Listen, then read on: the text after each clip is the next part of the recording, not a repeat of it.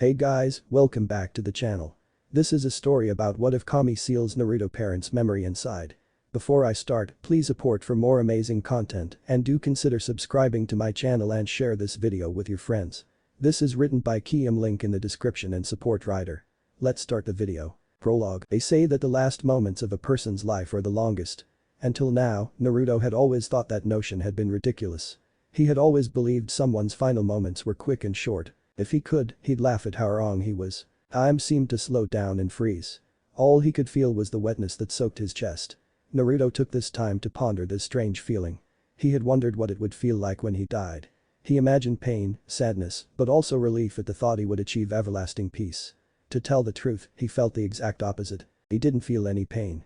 There was no sadness or relief. Naruto felt regret. His life played like a slideshow in his head, from his harsh childhood to getting his headband, to meeting his team, to the mission in Wave, Sasuke's departure, training with Jiraiya, fighting with the Akatsuki, everything. Pathetic. None of those things mattered at this point. Nothing did. Naruto regretted everything. There had been so much he missed, so much time wasted. There was only one thing that mattered now, and the harsh truth was the one thing he truly regretted. It wasn't supposed to be like this. Things were supposed to turn out differently. But no, destiny had seen it fit to stomp on his efforts to save the world and keep him from fulfilling the numerous promises he had made and, in his dying state, just broken. Naruto could see the blackness crawling around the borders of his vision. He dropped to his knees. Damn it, this was not meant to happen. This can't happen. Yet it had happened. He had failed to stop Madara. He couldn't protect his friends, many of whom had been killed before and during the battle against the ancient Uchiha. He had failed in keeping Madara from acquiring the Kyuubi. He didn't fulfill his promise to Sakura either. He didn't get through to Sasuke, his former best friend's sword sticking out of his chest and through his back. Behind him he could hear Madara's cackling voice, though he couldn't see his unmasked face. The new Jinchuriki of the 10-tailed demon beast laughed as he projected his Sharingan onto the moon. Sasuke stood in front of him with a triumphant smirk, looking up as the moon was starting to be consumed by Madara's eye. The Kyuubi's roar sounded miles away, the demon now nothing more than a puppet for Madara, wreaking havoc on the untied army of the ninja villages. The other demon beasts roared with the fox, slaughtering anyone who was fighting against Madara. Scarlet drops fell, gathered, and pooled beneath him. Naruto's mouth was salty with his own blood. His vision got darker. Some prophecy child he turned out to be. He had let everyone down. He had tried his hardest and failed when he had promised to succeed. Naruto almost smiled as he remembered his friends. He remembered Kakashi's broken body after fighting Madara. He remembered watching the light fade from Sakura's eyes when Sasuke punched a hole through her chest with a Chidori.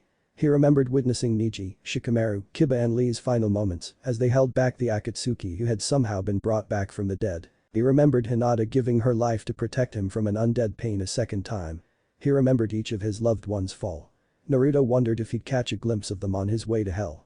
There was no way he'd be forgiven for the amount of lives he had failed to protect. His knees failed him as the longest moments of his life bled away. He closed his eyes, waiting for his body to settle itself in the pool of his blood and his soul to taken by the Shinigami. The last thing he heard was Madara's maniacal, triumphant laughter. The last thing he saw was Sasuke pulling his sword out of his chest. Naruto closed his eyes and felt the last of his strength leave his body. He slowly fell until he hit the ground, succumbing to the black abyss. His final words, "It's over," Naruto whispered, not believing the words he knew were true. It was all over, but then someone answered. "Not yet, Naruto." Naruto's eyes fluttered open. He weakly raised his head as he felt someone lift him up. He felt another hand on his. It was soft and warm, its caress gentle and loving. Naruto recognized the person holding him tightly to her chest. "Mom?" Naruto said softly, his eyes full of surprise and disbelief. Uzumaki Kushina gazed down at her son lovingly as she held him in her arms, a warm, motherly smile gracing her beautiful features. "Don't worry, you're not dead." Kushina smiled, puzzling her son. "Not yet anyway." Another familiar voice resounded in his ears. Naruto's eyes widened when his father's form presented itself in front of them. Minato Namikaze smiled down at his son, a sympathetic look on his face. "I'm sorry for all that's happened to you, Naruto. Past and present." Minato sighed wistfully. "Mom, Dad, I failed." Naruto whispered, lowering his head in shame. "I'm so sorry." "Naruto, you have nothing to be sorry about." Kushina smiled sadly as she hugged her son. "Everyone makes mistakes." "Mom, this isn't just some mistake." Naruto murmured. "I was killed, I couldn't stop Madara. I wasn't the hero everyone thought I was." "Son, I know things didn't turn out the way you wanted to," but Minato stood up. His eyes narrowed, determination flashing in his eyes. Naruto recognized that determination. "That's why I'm going to give you a second chance." Naruto's eyes widened. He stared up at his father, confusion and wonder evident in his eyes. What did he mean by that? The boy who had been killed suddenly noticed the Shinigami hovering above them. Its Hanyu mask stared down at the Uzumaki family, a bony finger pointing at the Yondaime. "Minato," it hissed. "Kushina, you know what to do." Minato spoke solemnly to his wife. He smirked up at the death god. "This isn't the first time I've tangled with a Shinigami." "Yes," Kushina nodded determinedly. She gently placed Naruto's head on her lap, then her hands on his chest. A green glow started to emanate from them, enveloping Naruto in a soft green light. "Minato, Minato." The Shinigami hissed angrily, clearly distressed by what was occurring. Minato drew one of his special kunai from his back pocket. He turned towards his son and wife. "Take care, son."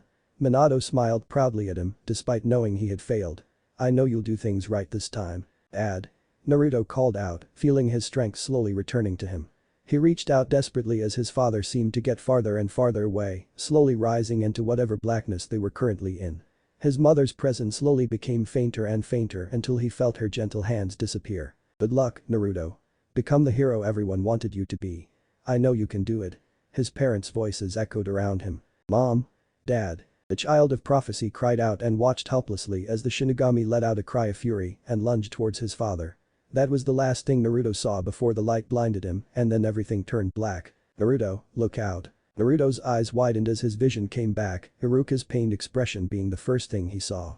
The man's back had a large shuriken sticking out of it, evidence of Iruka's effort to shield Naruto from it. Behind his teacher he could see Mizuki laughing manically. The demon container also took notice of the familiar weight on his back, surprised that the forbidden art scroll was strapped to his back. Not only that, he was back to being a kid again. Iruka's moving mouth and the words coming from it were slowly becoming more coherent to his ears. Gone were his mother and father, but they were replaced with this familiar scene. He couldn't believe it. Time had reset. He was back at the beginning. The night when everything had started from him. "Don't listen to him, Naruto. I never hated you." Iruka cried, tears streaming down his face. "Please, don't let Mizuki have the scroll. Just run. I beg you." For now, Naruto ignored his shock at experiencing the same scene twice and his sensei's words, gently pushing his teacher off of him and removing the shuriken from his back. He glared up at Mizuki, dropping the shuriken to the ground. "Oh? Giving up, Fox?" Mizuki sneered, reaching for the other shuriken on his back. "Or are you actually trying to fight back?" Both Mizuki and Iruka were shocked when a smirk made its way to Naruto's face. "Would you be surprised if I said yes?" Naruto smirked, making a familiar hand sign to perform his signature jutsu. He didn't know what had occurred in the netherworld or what became of his parents. He didn't know why he was back in the past or what his parents had done to make this possible. There was one thing he did know though. He had been given a second chance, and there was no way in hell he was going to waste it. Reality and memory. Naruto kicked the black and blue form of Mizuki a few times to make sure he was really unconscious. He had beaten him harder than last time though, so there was really no need to check. Still, reliving this moment still seemed like a dream to him. "Now that I think of it, I didn't really take the time to enjoy this the first time around." Naruto smirked to himself. He'd be lying if he said that he didn't love having the opportunity to beat up the cocky bastard a second time. "Naruto." "Oh yes." His sensei. The demon container approached his fallen teacher and gingerly helped him off the ground. His sensei's face was one of awe and disbelief.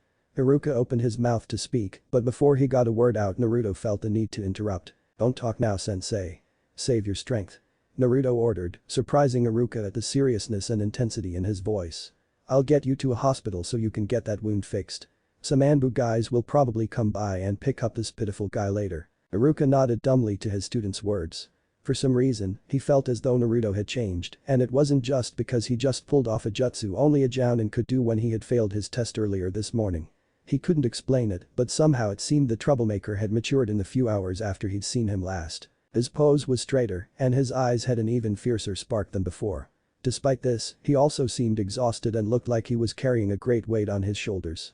Iruka was pretty sure it wasn't his weight wasn't responsible for the invisible burden. Maybe it was because of what Mizuki said. It was clear the boy had understood the man's words, and it had explained why the villagers treated him the way they did. But surely Naruto didn't think that Iruka hated him for something the demon had done. Naruto and the Kyuubi were two different people, and Naruto shouldn't blame himself for what happened. Iruka opened his mouth to try and reassure the boy. "I told you to save it, sensei." Naruto's words made him shut his trap yet again. To his surprise, Naruto was smiling faintly and had a strange light of understanding in his eyes he hadn't noticed before. "I've known for a long time that I was the host of the Kyuubi." Naruto confessed, succeeding in shocking Iruka yet again. I came to terms with that long ago. I know the fox and I are two entirely different persons and his actions don't define who I am today. I'm sorry about what happened to your parents, but I know you don't hate me. You're not the kind of person to blame me for something I didn't do and had no control over. It was just surprise after surprise tonight. Iruka couldn't believe how much Naruto seemed to have changed in just a few short hours. To be honest, he'd rather have the knucklehead ninja laughing, cracking jokes, or babbling on about Raymond than talking so seriously like this to him. Iruka could do nothing but stare at the boy. Naruto, when did you find out? Iruka wondered. Tonight. Naruto replied, his words confusing the hell out of Iruka. Naruto smirked to himself. He was actually telling the truth in this regard. In his past life, this was the exact night he found out that he was the demon container of the Kyuubi no Yauko. However, he had many years to accept that in his past life too. I don't understand. Iruka muttered, more confused than he had ever been in his entire life. Trust me, sensei. You'd never understand or believe me if I gave you the full story.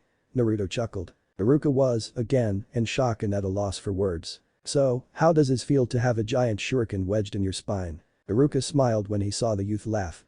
He was so much more used to a laughing, childish Naruto than a mature, serious one. Unpleasant. Iruka chuckled, his shock wearing off and the pain in his back becoming more apparent. A question suddenly formed in his head. Naruto, how did you learn the Kage Bunshin technique? What? You think I'd steal a forbidden technique scroll and not look through it? Naruto grinned mischievously, remembering the scroll that was strung onto his back. You must not know me very well, sensei. I guess not. Iruka smiled. He gently reached behind his head and untied his headband. He held it out to Naruto. The blonde just stared at it. This is your reward for beating Mizuki and learning a great technique. Congratulations, Naruto. You've officially graduated from the academy. He placed it in Naruto's hand. Naruto fingered his old headband. To tell the truth, he couldn't say he was as enthused to get it as he had been before. He wasn't as ecstatic as he was before because to him it just felt like an old memory. He didn't feel happy, but nostalgic. Of course, that wasn't necessarily a bad feeling. Still, for Iruka's sake, he smiled happily for his sensei. Wow. I'm finally a ninja. Thank you, Iruka-sensei. Thank you so much. Iruka chuckled, the expression on the boy's face made him feel like a proud sensei. Naruto shoved it in his pocket. With one arm supporting his sensei and the other returning to carry the forbidden art scroll on his back, he couldn't exactly return it to its old position on his forehead at the moment. For now, he would get his sensei to a hospital and then return the scroll to the old man. Naruto stood outside the door to the Hokage's office. His ninja headband was displayed proudly on his forehead. He had left the goggles he used to wear with Iruka as a parting gift and a thank you for his years in the academy. He held the forbidden art scroll in his shaking hands. On his way here, he had realized this would be his first time seeing the old man in many years. The last time he had seen the Sandaime was during his funeral after Orochimaru had killed the man who had been like a father to him since his youth. It was only after standing in front the door to his office for the past 10 minutes that Naruto realized he was afraid. To him, this was a wake-up call. So far, all of this had seemed like a dream to him. To relive an event that had almost been forgotten as time passed and more battles were fought seemed so unreal to him. Naruto was afraid that if he opened the door, his dream would shatter and he'd find himself inside the belly of the Shinigami with his parents. How cruel would that be, to find that all of this was just an illusion? On the other hand, if this was all real and he really was back to where everything really started for him, he didn't know if he could contain his joy in front of the old man. There was no way he'd understand if he just waltzed in there, took one look at the man he believed was dead and broke down in tears of joy. Naruto took a deep breath, preparing himself for whatever might come out of this. He slowly grasped the handles of the door and pushed his way inside. Naruto. So nice of you to decide to return the scroll you stole from me. Naruto froze when he saw Hiruzen Tsuruobi's chuckling old face. He immediately bowed his head in respect, which was actually done to keep the old man from seeing the tears start to gather in the corners of his eyes. It's real. Now Naruto. There's no need for that. The Sandaime laughed, gesturing for the boy to stand up. Though I'd appreciate it if you'd return my scroll. Why yeah. Naruto's voice cracked as he slowly approached the Hokage of Konoha. He placed the large scroll on his desk. Sorry for stealing it. Well, it all worked out in the end. Sarutobi smiled. And you benefited from it as well, didn't you, Naruto? You've learned a powerful technique and became a ninja. And you did save Iruka and return the scroll in the end, I guess. Naruto mumbled, eyeing the crystal ball on the table. He was already aware how the old man kept an eye on certain people. Still, I'm really sorry. Naruto wasn't just apologizing for stealing the scroll. He was also apologizing for putting a stain on the old man's grave in his past life, for failing to protect people he had vowed to protect. He was also apologizing for letting the kind Hokage die in his past life. He had to leave quickly before he started crying. What's done is done. Sarutobi smiled. You can't change the past. I intend to. Thank you, Hokage-sama. Naruto smiled. Sarutobi arched an eyebrow at the boy's respect, something he had never showed him before. I have to go now. I'll see you around, yeah. Sarutobi watched intently as Naruto left his office. Something about the youth had changed, and it wasn't just because of his being told he had a demon sealed inside him. He couldn't quite place it, but he knew Naruto had matured in some strange way. The Hokage of Konoha smiled to himself. Maybe he's really on the path to becoming a true shinobi. Well, here's one thing that hasn't changed. Naruto grumbled disdainfully as he gazed upon his old crappy apartment building. Garbage still littered the place, doors and windows were broken, and he could already smell what he imagined to be skunks juggling dead raccoons somewhere in the vicinity. Naruto sighed as made his way up the stairs to his room. He had a lot to think about. He needed time to organize his thoughts and think about what to do about his current situation. He wasn't given a second life to relive all his pain and suffering a second time. He knew he had to find some way to change things, but how should he go about doing it? He remembered that in a few mangas he had read as a kid if you changed the past, it would drastically affect the future in good and bad ways. Naruto wondered if he should try and stick to what had happened before with a few variations here and there or try and change everything completely, using whatever radical and drastic measures necessary. Damn it, this is gonna be tough by myself. Naruto grumbled, wishing he had Shikamaru or someone else to make some sort of plan for him. He opened the door to his apartment and threw off the shirt part of his jumpsuit. He'd think about these things tomorrow after he got some sleep. Welcome home, Naruto-sama. What the hell? Naruto jumped as he heard a voice come from his kitchen. He quickly drew a kunai from his back pouch. Who's there? I'm yourself, I would never think of harming you in any way. The voice, Naruto identified as a feminine one, said reassuringly. I'll present myself to you now. Naruto watched in a dumb stupor as a white fox slowly trotted out of his kitchen and sat before him. The demon container stared down at the creature stupidly. What the fuck was this? I'm sorry, does this form not please you? The fox asked gently, shocking Naruto out of his wits. It's not that, it's just that I don't usually find myself talking to a talking fox that just came out of my kitchen. Naruto smiled sheepishly, scratching the back of his head. Holy shit. He was actually talking back to it. I see, then would this be more acceptable? Naruto watched with fascination as the white fox transformed before his very eyes. It lost its fur and snout, grew taller until its head met the tip of his nose. Its features slowly became more human as its paws were replaced with feet and hands. It lost its white fur and was given creamy white skin. Her white human hair was tied up with a clip in a style that reminded him of Anko's, only longer and less wild. At the end of this transformation, Naruto was left to stare at a beautiful white-haired girl in an orange kimono with a kadachi held to her chest.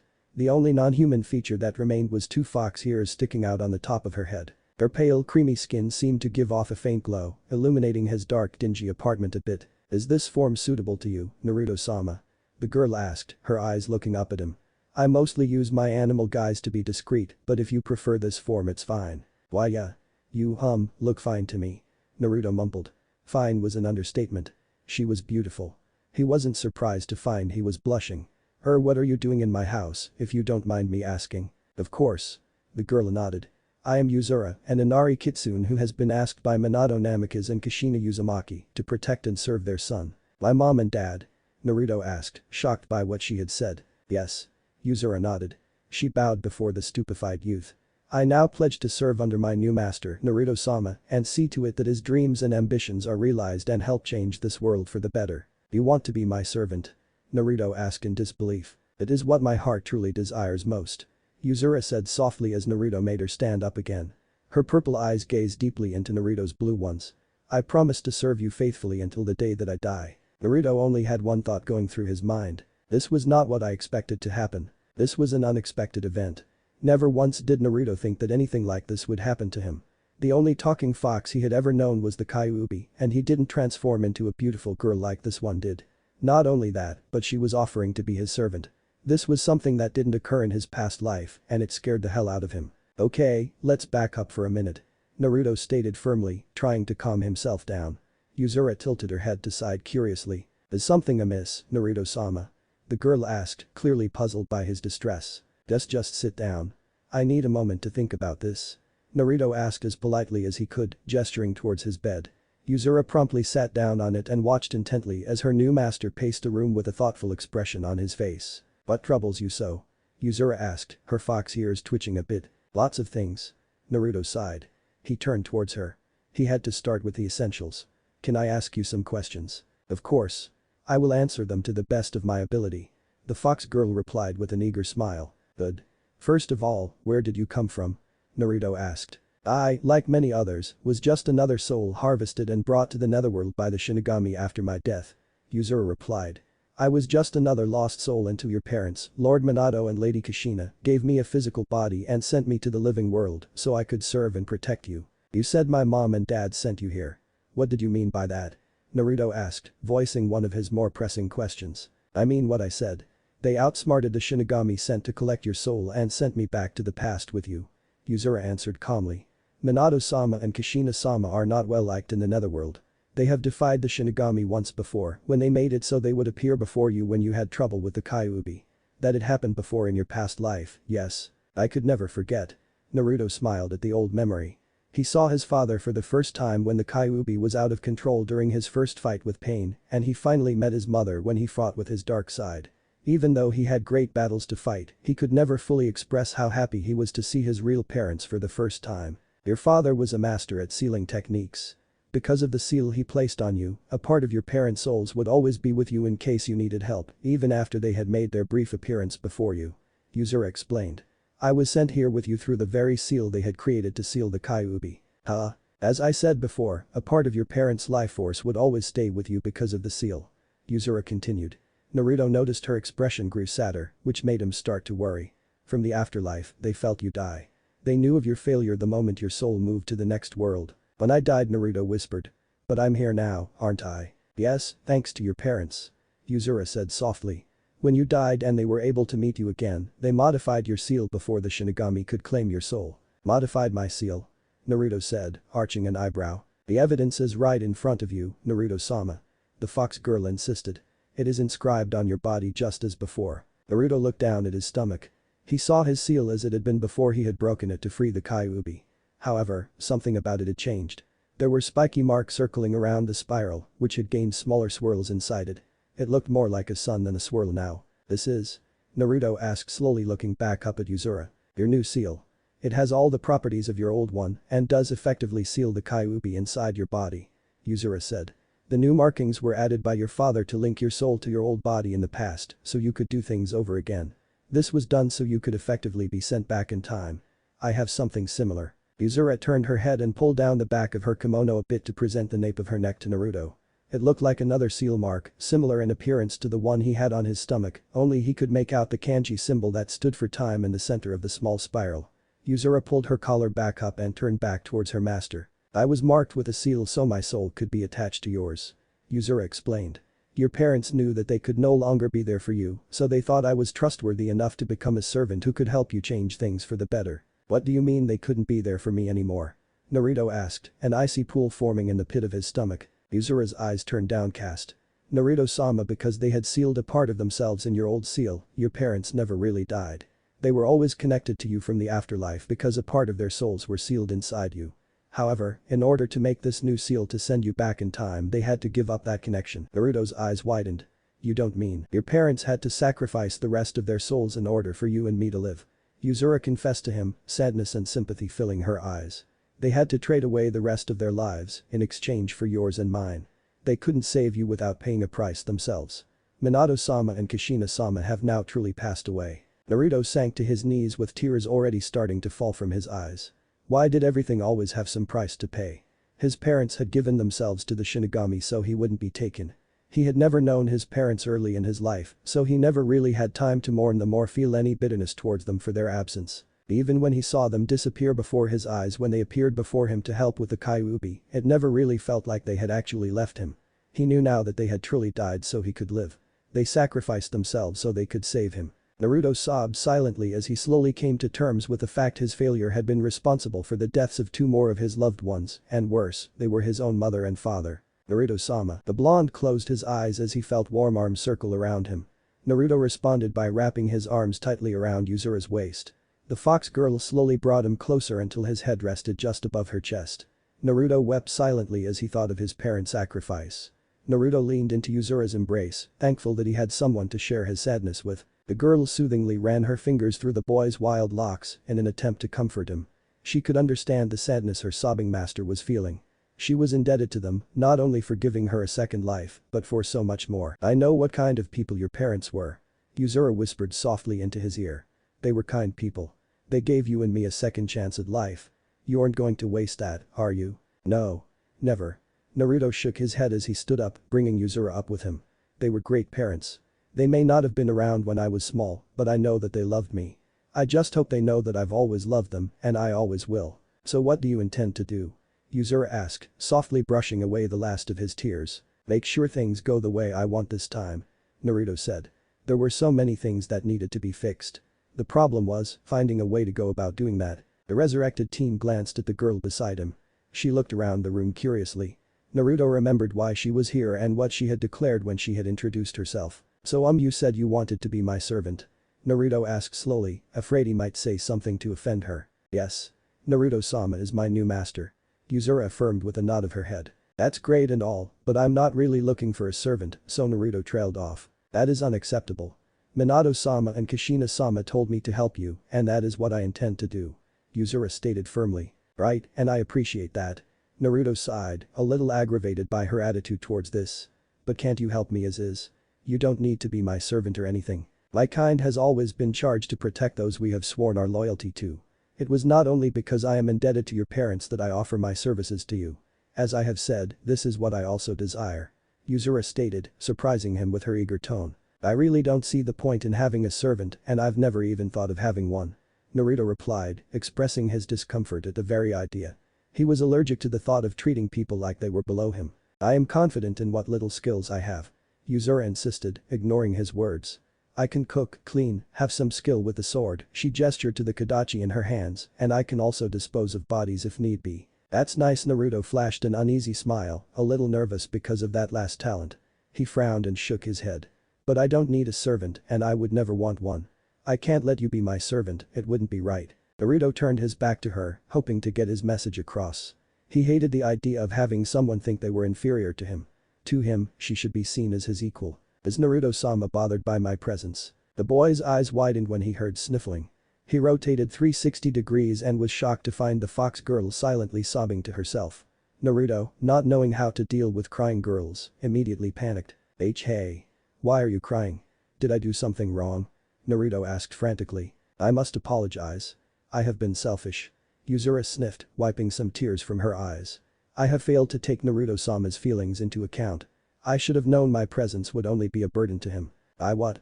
Naruto sputtered. She was apologizing. I will remove myself from your presence at once.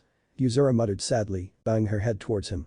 I do not know where I will go, but if you have no need for my services, then I will leave immediately. I only wish to repay the debt I owe your parents and protect their only son and help him accomplish his dreams. If you'll excuse me. Wait. Naruto grabbed her wrist as she made an attempt to leave. Yuzura turned to him with misty eyes. Is there something you want? Yuzura asked with a bit of hope in her voice. You don't make me uncomfortable at all, Yuzura. Naruto sighed. But do you really have to be my servant?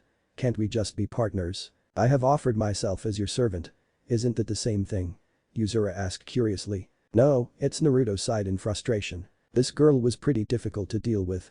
But there must have been a reason why his parents sent her all the way from the land of the dead to help him out. And if she really wanted to be his servant, will my agreeing to letting you be my servant make you happy? Naruto asked. Yes. It would be an honor. Yuzura nodded fiercely. Then I, Naruto Uzumaki, accept you, Yuzura, as my servant. Naruto groaned out reluctantly. Happy. Thank you for accepting me, Naruto-sama. Yuzura beamed as she bowed deeply before him. I am in your care from this day forward. Yeah. Just a few things though. Naruto said, raising a finger. You may be my servant, but you're going to be my partner too. I will treat you as an equal, not a slave, okay? Naruto-sama's kindness is touching. I will not abuse it. Yuzura smiled. That's the other thing. Naruto frowned. Drop the honorifics. It's not like I'm a king or anything. I will have to politely refuse, Naruto-sama. Yuzura said, shaking her head. I could never refer to my master in such a blunt manner. Seriously, just Naruto. Naruto pleaded. You are my new master, Naruto-sama. Just Naruto. Naruto-sama. Naruto. Naruto-sama. Naruto. The boy yelled. Naruto, stop. Naruto shouted, silencing her. Ritwun-sama. I'm not. Whatever. Naruto sighed. Other than having some fox girl as his servant, this was just another thing he'd have to get used to. Hee. Naruto was surprised to find Yuzuru giggling softly to herself. What did she find so funny? Naruto-sama is amusing. Yuzuru giggled. To be bothered by such a trivial matter. You're the one that was crying over it. Naruto mumbled to himself. He pulled out a futon. I'll sleep here, you can take the bed. I cannot do that. I am the servant, you are the master. I will take the futon, thank you. Naruto sighed, deciding that agreeing with her was better than arguing about it. He threw himself on his bed and folded his hands behind his head, looking up at the ceiling. I can't believe I'm really back at the beginning, Naruto whispered softly. A miracle your parents have caused and their last blessing to you. Yuzuru said. Do you have any idea how to start? I know what I want to keep from happening, but I don't know how to. I should change events. Naruto muttered. When I think about it, there are a lot of things I want to change. There are so many that I don't know if I'll be able to change them all. I will help in any way I can. Yuzuru assured her master. Don't take on too many things at once. You should start out small and slowly work your way up. I guess you're right, Naruto sighed. Naruto-sama, there's something else you should know. Yuzuru said, sitting up on her futon. The blonde turned his head towards the white-haired girl. Only you know of the life you once lived. No one else knows of the difficulties you faced in your past life. However, you may share your memories with others if you wish. What? The prime reason your parents sent me to help you is because of a certain ability that I possess. I have a special technique that allows me to dive into a person's mind.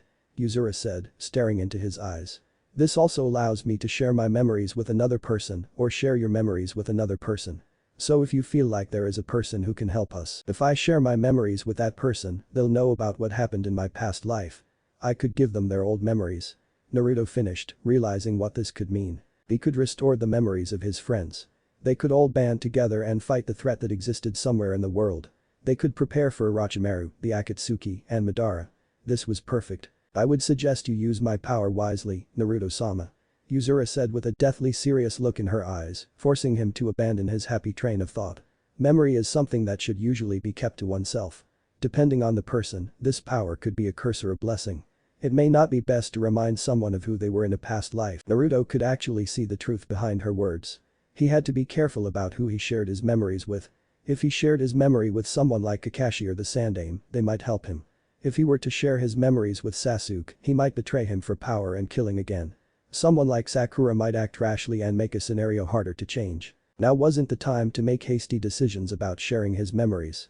He would have to think long and hard about the matter if he wanted to share his memories with any of his friends. He had to choose those who could truly be trusted. I'll have to be very careful, Naruto agreed. Thanks for telling me, Yuzuru. I'm happy to be of use. Yuzuru smiled. There's one other thing. A message your father wanted me to tell you. Really? Naruto asked, sitting up. What was it? Just do what you feel is right. Yuzuru answered. That's all. Ha. I'll try my best. Some of my decisions in the past weren't the best, but I'll try and change things for a better future. Naruto smiled. He leaned over to turn off the lamp next to his bed. You'll help me, won't you, Yuzuru? I'll do whatever I can. Yuzuru assured him with a soft smile on her face. Thank you. Naruto gave her a warm smile, truly grateful he had a partner in this. Good night, Yuzuru. Sweet dreams, Naruto-sama. Tomorrow is when it will all start anew. I will change things for the better. I promise to not let my parents' sacrifice go to waste. I'll save everyone this time around. This is one promise I won't break this time around. New first impressions. Naruto yawned as he slowly woke up. Thoughts on what to do about his situation already swarmed in his head. Rubbing his temples in a vain attempt to calm his mind, he thought back to the number of events that had occurred just yesterday night. He had cheated death, found out he was a kid again, kicked the shit out of Mizuki a second time, and gotten himself a servant who could turn from a fox and into a beautiful girl at will. Sure, that kind of stuff happens all the time. Naruto chuckled to himself, marveling at how incredible his situation truly was. As he slowly became aware of his surroundings, he found that something about his apartment seemed different. Something about it seemed less depressing. After another quick surveillance of the room, Naruto realized what was so different. My room is clean. His room, no, his apartment in general had always been a terrible thing to look at, let alone live in. It was such horrid place that Naruto often thought that the reason he never seemed to have problems with bugs or rats was because the place was unsuitable even to them. But now, everything was clean. The windows were sparkling, his clothes weren't scattered across the floor, the trash was gone, some holes had been patched up, and hell, even the door was back on its hinges. To add to all that, a most intoxicating aroma was coming from the kitchen. Naruto slowly got out of bed, walking towards the kitchen and closer to the smell. When he entered the kitchen, he was surprised yet again. Good morning, Naruto-sama. Yuzura turned and bowed to him. He wasn't surprised to see Yuzura, but was more astounded by the feeling of someone greeting him when he got up. He had always been used to quietness in the morning, but now there was someone to greet him. It was strange, but nice. Morning, Yuzura. Naruto yawned. Breakfast will be ready in a few minutes. Yuzura smiled at him before turning back to her cooking. Please wait until then. Thanks. Naruto grinned. A pretty girl cooking breakfast for him, another surprise, and definitely one he could get used to. So, what are your plans for today?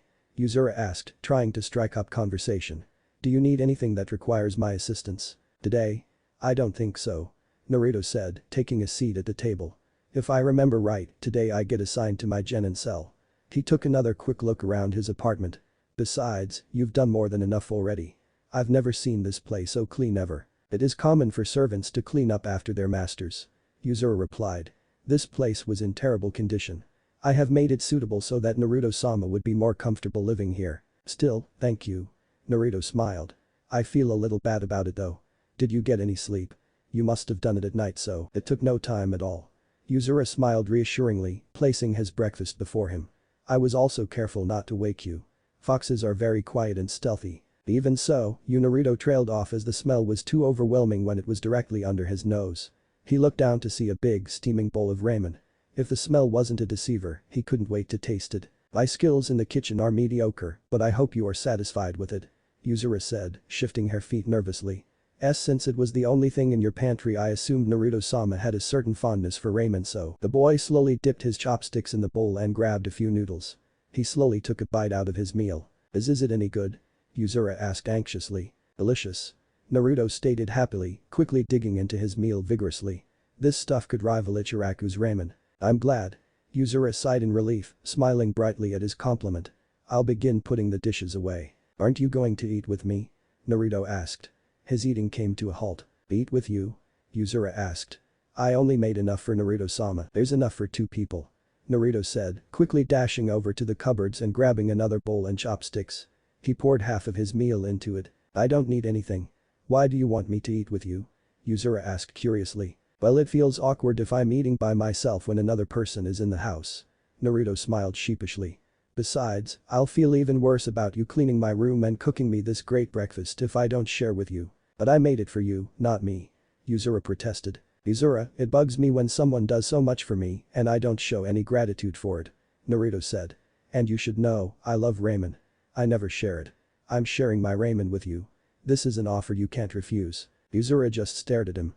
She brought a hand to her mouth as she started to giggle. Boy, what's so funny? Naruto-sama is an amusing master. Yuzura giggled. You said something similar last night. Naruto grumbled. Fine. If Naruto-sama permits it, I will eat with him. She said with a smile as she took her bowl. I permit it. Naruto said, rolling his eyes. This whole servant and master relationship wasn't something he would entertain. I'm glad that I've learned so much about you already. Yuzura smiled. Naruto arched an eyebrow at her. I look forward to finding out more about my new master. And I look forward to getting to know my new friend better. Naruto replied. Friend? Yuzura mouthed, the word sounding strange and foreign to her. She looked down at her meal and back at Naruto. What is it? Naruto asked uneasily. Her gaze was making him a little uncomfortable. Naruto arched an eyebrow when she bowed her head with a red face. Naruto-sama is a really kind person, Yuzura said quietly. Huh? I couldn't hear that. Naruto was going to ask her to repeat what she had said until he noticed he lacked one article of clothing. I'll go put on a shirt. Why? Naruto repeated, surprised by her question. Because it's not fitting for a guy to be in front of a girl without all his clothes on. But it's your house. Yes, but that doesn't change the fact that it's still impolite. Oh, Yuzura nodded in understanding. Naruto quickly made a dash for his room. Yuzura. Yes, Naruto-sama. Where are my clothes? Naruto asked, only finding his socks and boxers in his dresser. I threw them out. You what? Naruto shouted, running back into the kitchen and staring at her incredulously. Why? I do not know if you were aware of this, but your dresser was filled with bright orange jumpsuits. Yuzura replied calmly, fixing him with a serious gaze. I had assumed it was because Naruto-sama couldn't afford clothing more suitable for a ninja. Suitable? Yes. I can only imagine how difficult it would be to remain stealthy while wearing an ugly thing like that. Enemies would spot you from a mile away. Ugly? So last night I took the liberty of getting you clothes befitting for a ninja. Yuzura reported happily. They are waiting for you next to your bed. I am confident that you will be able to move easily in them, and I hope they are to your liking. Thank you. Naruto smiled weakly, moving over to the desk next to his bag to pull on his new clothes. His old clothes didn't look that bad, did they? Still, the words Uzura had used to describe his old clothes made him start to question his fashion sense. Well, at least he could still confidently say that he had better fashion sense than Lee, right? Naruto stepped into his old room in the academy, wearing loose cargo pants and a black t-shirt. He smiled at the sight of all his old friends. This was back before all their trouble started and a time where he had just been happy being a ninja. Everyone in this room but him was blissfully unaware of what a cruel, harsh life a ninja would have to lead. They didn't know about the pain and suffering a ninja would experience sometime in their lives.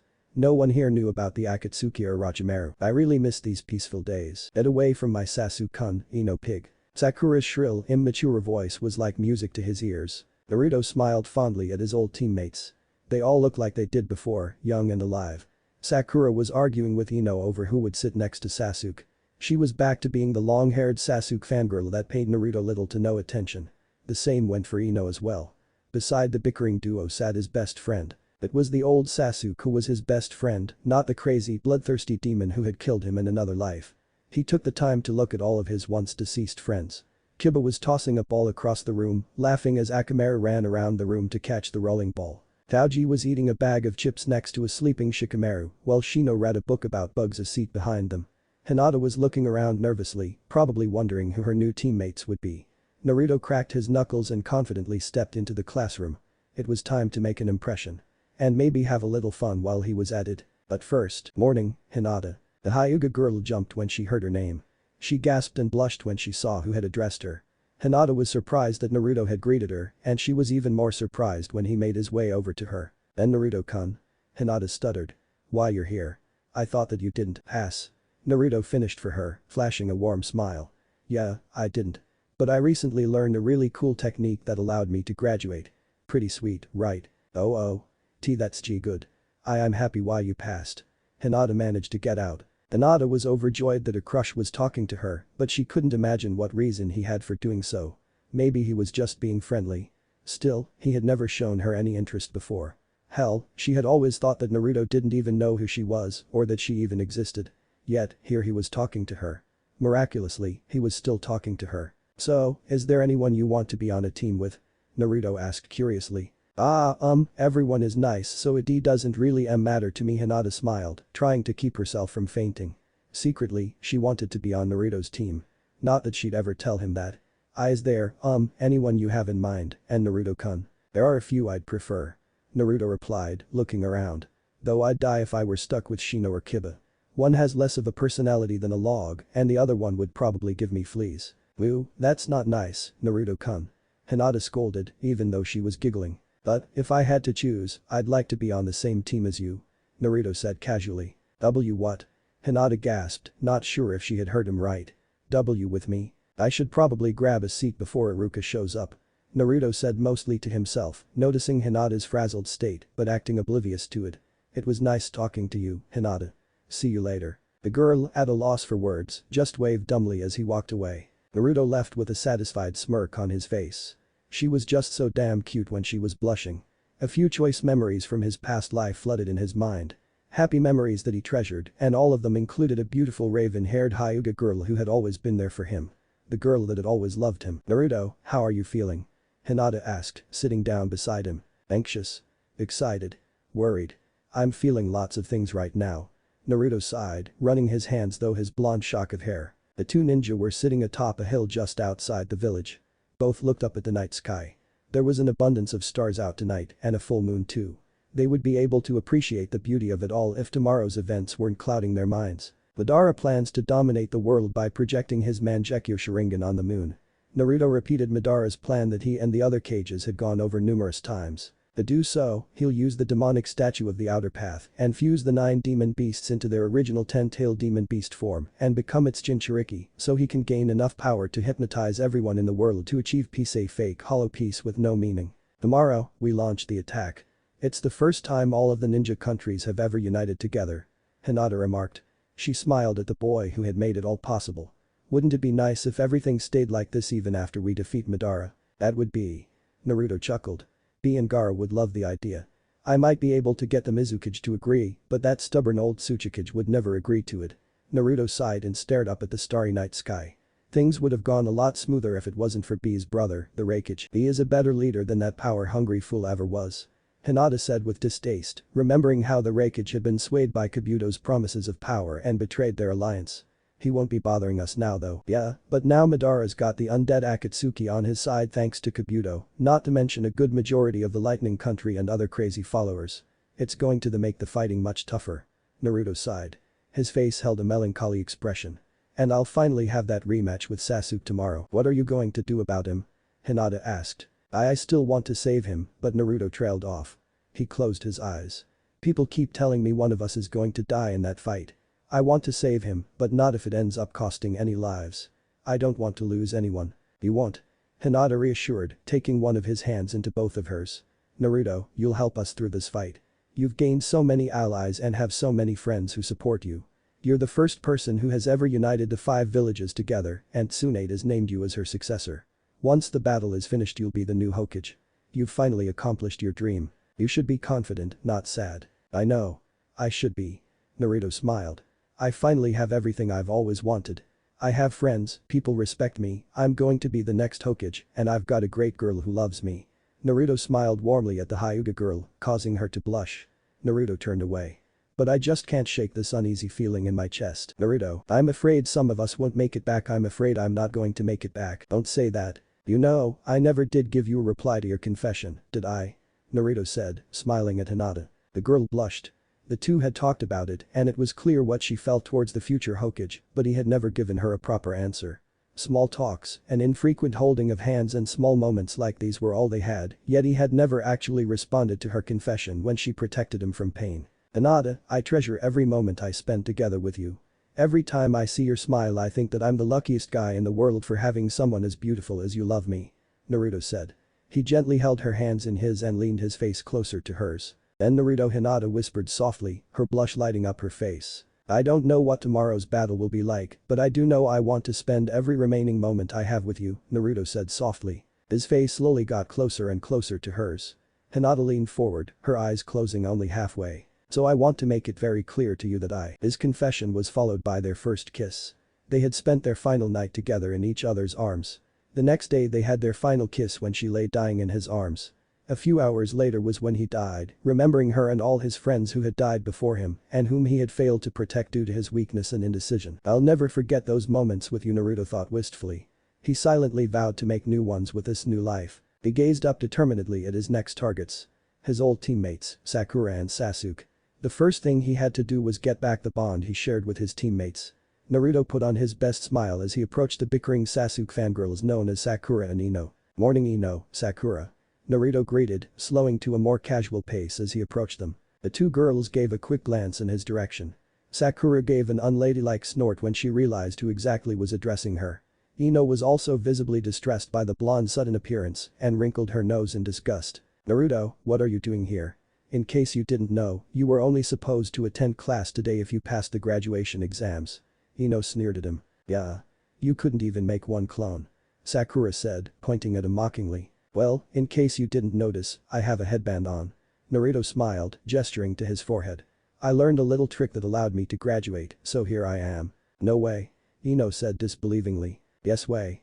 Now if you'll excuse me. Naruto went around the two girls and sat in the seat beside Sasuke. The Uchiha paid him no mind and continued to stare straight ahead. Naruto smiled and casually kicked his feet up on the desk to relax. He turned his head toward Sasuke, who was trying to burn a hole in the wall with his glare. What is it about the wall you find so fascinating? Naruto asked the boy next to him jokingly. Sasuke grunted in response and closed his eyes. Hey. That's my seat, Naruto. Sakura shouted. What are you talking about, forehead girl? That seat is mine. Ino countered. I'm Naruto, by the way. Naruto smiled, ignoring the girl's prattle for now. He jabbed a thumb backwards. And in case you haven't noticed, you've got two pretty girls fighting over you. Sasuke didn't even look at him. Sakura and Ino blushed at Naruto's unexpected compliment, but they were not so flattered as to give up the only remaining seat next to their beloved Sasuke. Just as they were about to start threatening the blonde, Naruto decided to open his mouth. He turned towards the two girls and fixed them with a serious gaze. Sorry ladies, it looks like I have some bad news. Naruto frowned at them. It would appear that our dear friend Sasuke is gay. I'm what? Sasuke shouted, standing up. The class instantly grew silent. All eyes were suddenly on the Uchiha. It wasn't just because of Naruto's sudden accusation, but it was the first time the stoic boy had ever shown any real emotion in front of anyone. Naruto held his hands up in defense. Whoa, no need to get so worked up. I mean, it's just something I concluded through observation. Naruto said defensively. What are you talking about? The Uchiha demanded. Dude, you'd have to be some kind of homosexual if you don't react to this. Naruto said, gesturing to Sakura and Ino. Not just them, but almost every girl in the academy literally throw themselves at you every day and you show absolutely no interest in them. You don't even smile to show you appreciate what most guys envy you for. So I just assumed that you prefer a man's warm embrace rather than a girl's. Screw you. I'm straight. Sasuke yelled, glaring at the boy. Some attitude you've got there. I can see that you'll make one man very happy one day. Naruto smirked. I know, most guys in the rooms were snickering at the uncharacteristically distressed Uchiha and Naruto's wild, if somewhat plausible accusation. Almost all the girls had looks of distress on their faces, almost looking like they believed Naruto. The demon container snickered to himself. This was way better than the original scenario when he had tried to have a staring contest with Sasuke on his desk. That had turned out badly for both of them and he was still disgusted by the memory. This was a lot funnier. Is it true, Sasuke-kun? Ino asked fearfully. Are you really like that? He's an idiot. Don't listen to a word he says. Sasuke protested desperately. They say denial is the first stage. Naruto taunted, earning horrified gasps from the girls and laughter from the guys. Shut up. Why would you think? Morning class. Haruka smiled as he stepped into the classroom. You would have never guessed he had surgery for his back the night before. He looked completely healthy. As Haruka made his way to his desk, he was mildly surprised to find the class in an uproar. Wow, everyone sure is excited today. Sasuke, is there something wrong? And nothing wrong, sensei. Sasuke replied, quickly regaining his composure and returning to his seat. He quietly folded his hands in front of him. Nothing at all. Yeah. We just learned something new about our friend Sasuke today. Naruto said loudly, earning chuckles from the majority of the male population of the class and worried looks from the females. Shut it, dope. Sasuke growled, launching a hard dig on the boy's arm. Naruto chuckled as he rubbed the sore spot on his arm. Settle down. Haruka ordered, fixing the class with a stern gaze. He was a little thrown off by how worked up Sasuke seemed to be, but he felt like he shouldn't question it. Could everyone please take their seats? Everyone sat down. Sakura quickly grabbed the seat next to Naruto, forcing Ino to take the empty one next to Shikamaru. Haruka pulled out a list naming the teams and their jonin teachers. Naruto smiled to himself. He already knew what the teams would be. I will now read off the teams you'll be in. Haruka announced. Team 7 under Kakashi Haddock will be Sakura, Haruno Uchiha, Sasuke. Yes. Sakura shouted in triumph and joy, earning collective groans and whines from many of the females in the class and an indignant shout from Ino. And Uzumaki Naruto. Haruka finished. Sakura groaned when she heard who her third teammate was. Sasuke appeared indifferent while Naruto just shrugged and gave the pink-haired girl a light smile. A few seats below them, a certain Hyuga lowered her head in disappointment. This means I won't be with Naruto. Hinata mumbled quietly to herself. Teammate under Kurenai Yuhi will consist of Aburam, Shino Hyuga, Hinata and Inyazuka, Kiba. Haruka continued. Hinata almost fell over in her seat. Strange, her teammates were the two people Naruto had joked about before. The girl turned around to glance at her new companions. Kiba sneezed and snorted while Shino sat in his seat looking as emotionless as ever. Hinata sighed to herself. She hoped that she'd get along with them at least. Ino was more distressed when she found out the lazy Shikamaru and Fatboy Chouji were on her team. Later, she'd be far less impressed with her sensei Asuma Sarutobi than she was with her two teammates. I'll be giving all of the teams their papers stating where you will be meeting your senseis. Haruka announced after he finished naming the teams. You are to go to these locations immediately after I have dismissed you all from class. Haruka proceeded to hand out papers to their respective teams. After doing so, the teacher smiled at the students he taught for the past few years. I am pleased that so many have graduated this year. I am proud of each and every one of you. I know each of you will grow up to be excellent shinobi. Haruka smiled. His gaze rested on each graduate in the class, though he stared at Naruto for a few extra moments before moving on to the next face. The path of a shinobi is long and difficult, but I know each of you have what it takes to become great ninja. Good luck to you all. Class dismissed. Class had been dismissed, but Team 7 was forced to stick around inside the academy due to their sensei. The paper said to meet inside the academy at 3 o'clock, but their teacher was terribly late. Everyone else had left to meet with their teachers or was picked up, but it was already close to 5 and Team 7 sensei had yet to show up. Well, this came as no surprise to Naruto. Sakura and Sasuke were frustrated by their sensei's lateness. Arg. What's taking him so long? Sakura demanded, looking up at the clock over Iruka's desk. The letter said 3. We've been waiting for 2 hours. He'll be here eventually. Naruto said casually, slowly getting up from his chair. Why are you so nonchalant about this? Sakura asked the blonde as he made his way towards the chalkboard and picked up an eraser. She expected the usually hyperactive boy to be the one throwing a tantrum, not her. I don't mind having a little quiet time with my teammates. Naruto smiled at Sakura. The girl blinked at the boy's warm attitude and was surprised by the way his was acting. Hand me that chair, will you? Sure. Sakura said, picking up a chair near the front row and handing it to the boy. What do you need it for? Just a little prank. Naruto replied, stepping up on the chair and placing the eraser on the top of the door. He had remembered doing this before and thought it'd be fun to do it again. No self-respecting jonin would fall for that. Sasuke put in, scoffing at the childish prank. Maybe. Naruto shrugged, already predicting what would happen. But if it does work, I'll just blame it on you. What? A few minutes later, Kakashi Haddock stepped through the door, the eraser falling on his head as he opened it.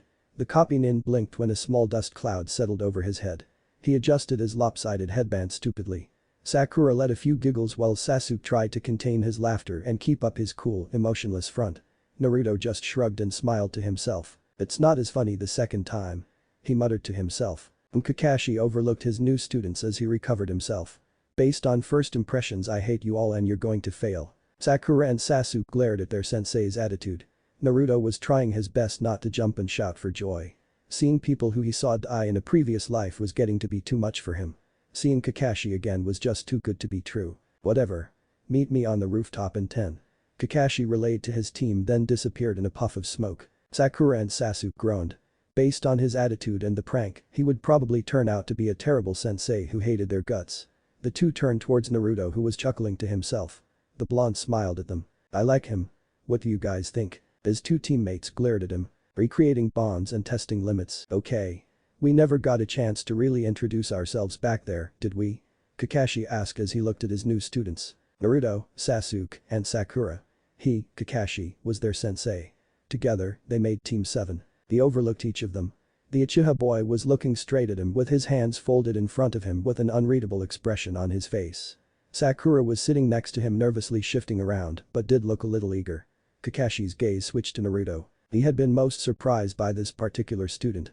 He had looked over his files with the Hokage a few days before and was shocked to find that most of what he read and heard about contradicted what he had seen. Naruto was said to be a troublemaker with no special skills. He was also quite the talker and very stubborn, and he was told to expect lots of questions from the exuberant youth. Yet, the boy was just sitting calmly next to Sakura, smiling at his new sensei and not saying a word. Other than the eraser prank, he hadn't done anything to annoy him yet. So, who wants to start introductions? Kakashi asked curiously. When none of his students spoke up, he decided to be the first one to break the ice. Okay, I'll go first. My name is Kakashi Haddock. I have my likes and dislikes, my goals in life are none of your business, I've got lots hobbies, but mostly I like to read. That was pretty vague, sensei. Sakura said with an annoyed expression. Oh? Well, why don't you show me how it's done then? Kakashi replied. Okay. Sakura said, looking a bit uneasy. My name is Sakura Haruno, I'm 13 years old. My hobbies include shopping, gardening, and hanging out with friends. I like Sasuke. The girl shot him a longing glance with the boy promptly ignored. I don't like Ino Pig or Naruto. Sakura glared at the other boy beside her. To her surprise, the blonde just smiled and shot her a foxy grin. Sakura expected him to groan and sulk like he usually did, but that was not the case. She cursed herself when she felt her face grow hot. Anyway, I hope to become a good ninja to impress those who I want to impress. Sakura stared at Sasuke as she said this, but her flustered expression was due to Naruto's unusual reaction to her insult. Alright then. Kakashi nodded, observing his students' interactions with interest. How about you, Sasuke? Fine. Sasuke said. He closed his eyes. My name is Sasuke Uchiha. I don't have a lot of hobbies. I don't really have anything that I like. In fact, I hate a lot of things. Kakashi sighed. Just as brooding and antisocial as he'd heard. He had his work cut out for him. And there is one person who I have vowed to. Ami, and I thought Shino was boring. Naruto groaned loudly, cutting off the Uchiha's speech. Seriously, Sasuke, grow a personality. What did you say? The Uchiha demanded, glaring at the boy. This isn't how people introduce themselves. Naruto said, fixing him with a stern gaze. He smiled. You should show more of your flamboyant side. Don't hide it. Fuck off. Sasuke growled. His eyes widened as he caught himself. Sakura and Kakashi were both staring at him. He shoved his hands in his pockets and closed his eyes again, trying to regain his cool demeanor. Anyway, there is one person who To his irritation, both Naruto and his new sensei were chuckling. Sasuke's eye twitched. It was no use. His dramatic speech had been ruined. Fine. Sasuke shouted, making Sakura jump. My name is Sasuke Uchiha. My hobbies are training and reading. I like learning new techniques and jutsu to make me stronger. I hate fangirls who won't leave me alone, and my goal is to kill my brother. Happy. Much better. Naruto chuckled, clapping at his new introduction. We now know more about you than anyone else in the village now. I'm happy to see that you're such a sociable person, Sasuke. Kakashi chuckled, earning a grunt and a glare from the boy. Naruto, why don't you tell us about yourself? Sure thing. Naruto smiled. I'm Naruto Uzumaki. My hobbies include training, pulling pranks, and meeting new people. I like ramen and I'm told I get along great with most people. Sasuke snorted. Kakashi chuckled. I don't like arrogance, people who think they're above others, or people who would hurt those close to me. My goal in life is to become the Hokage so people will respect me. Kakashi nodded. All their introductions, barring Sasuke's new one, were predictable and matched what he had heard from the Hokage. The copy nin opened his mouth to speak but was surprised when he was interrupted. But that's not the only reason I want to become Hokage. Naruto continued. His teammates and sensei's eyes turned towards him. Kakashi was surprised by the strong look the boy had all of a sudden.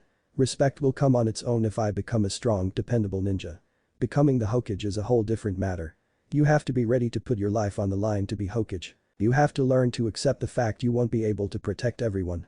Even knowing this, you must always put another's life before your own, be prepared to sacrifice yourself to make sure everyone stays safe, and make sure that anyone who is sacrificed will have not died in vain.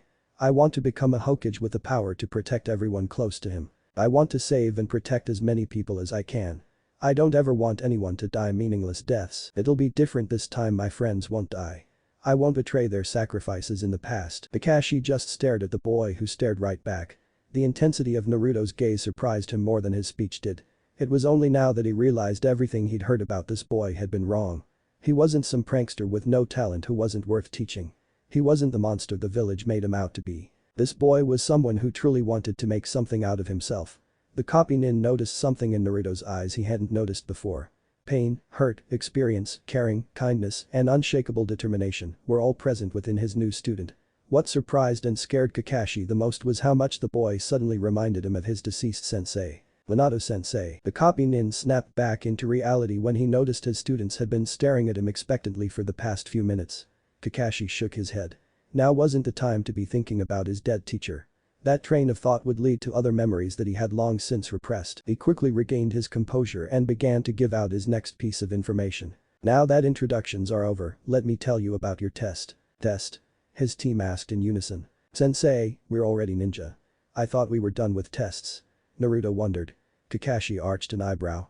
He suddenly had a strange feeling that the boy's clueless attitude and interest were both fake. Your graduation test was so you could receive your headband and see if you could pull off a few easy tricks.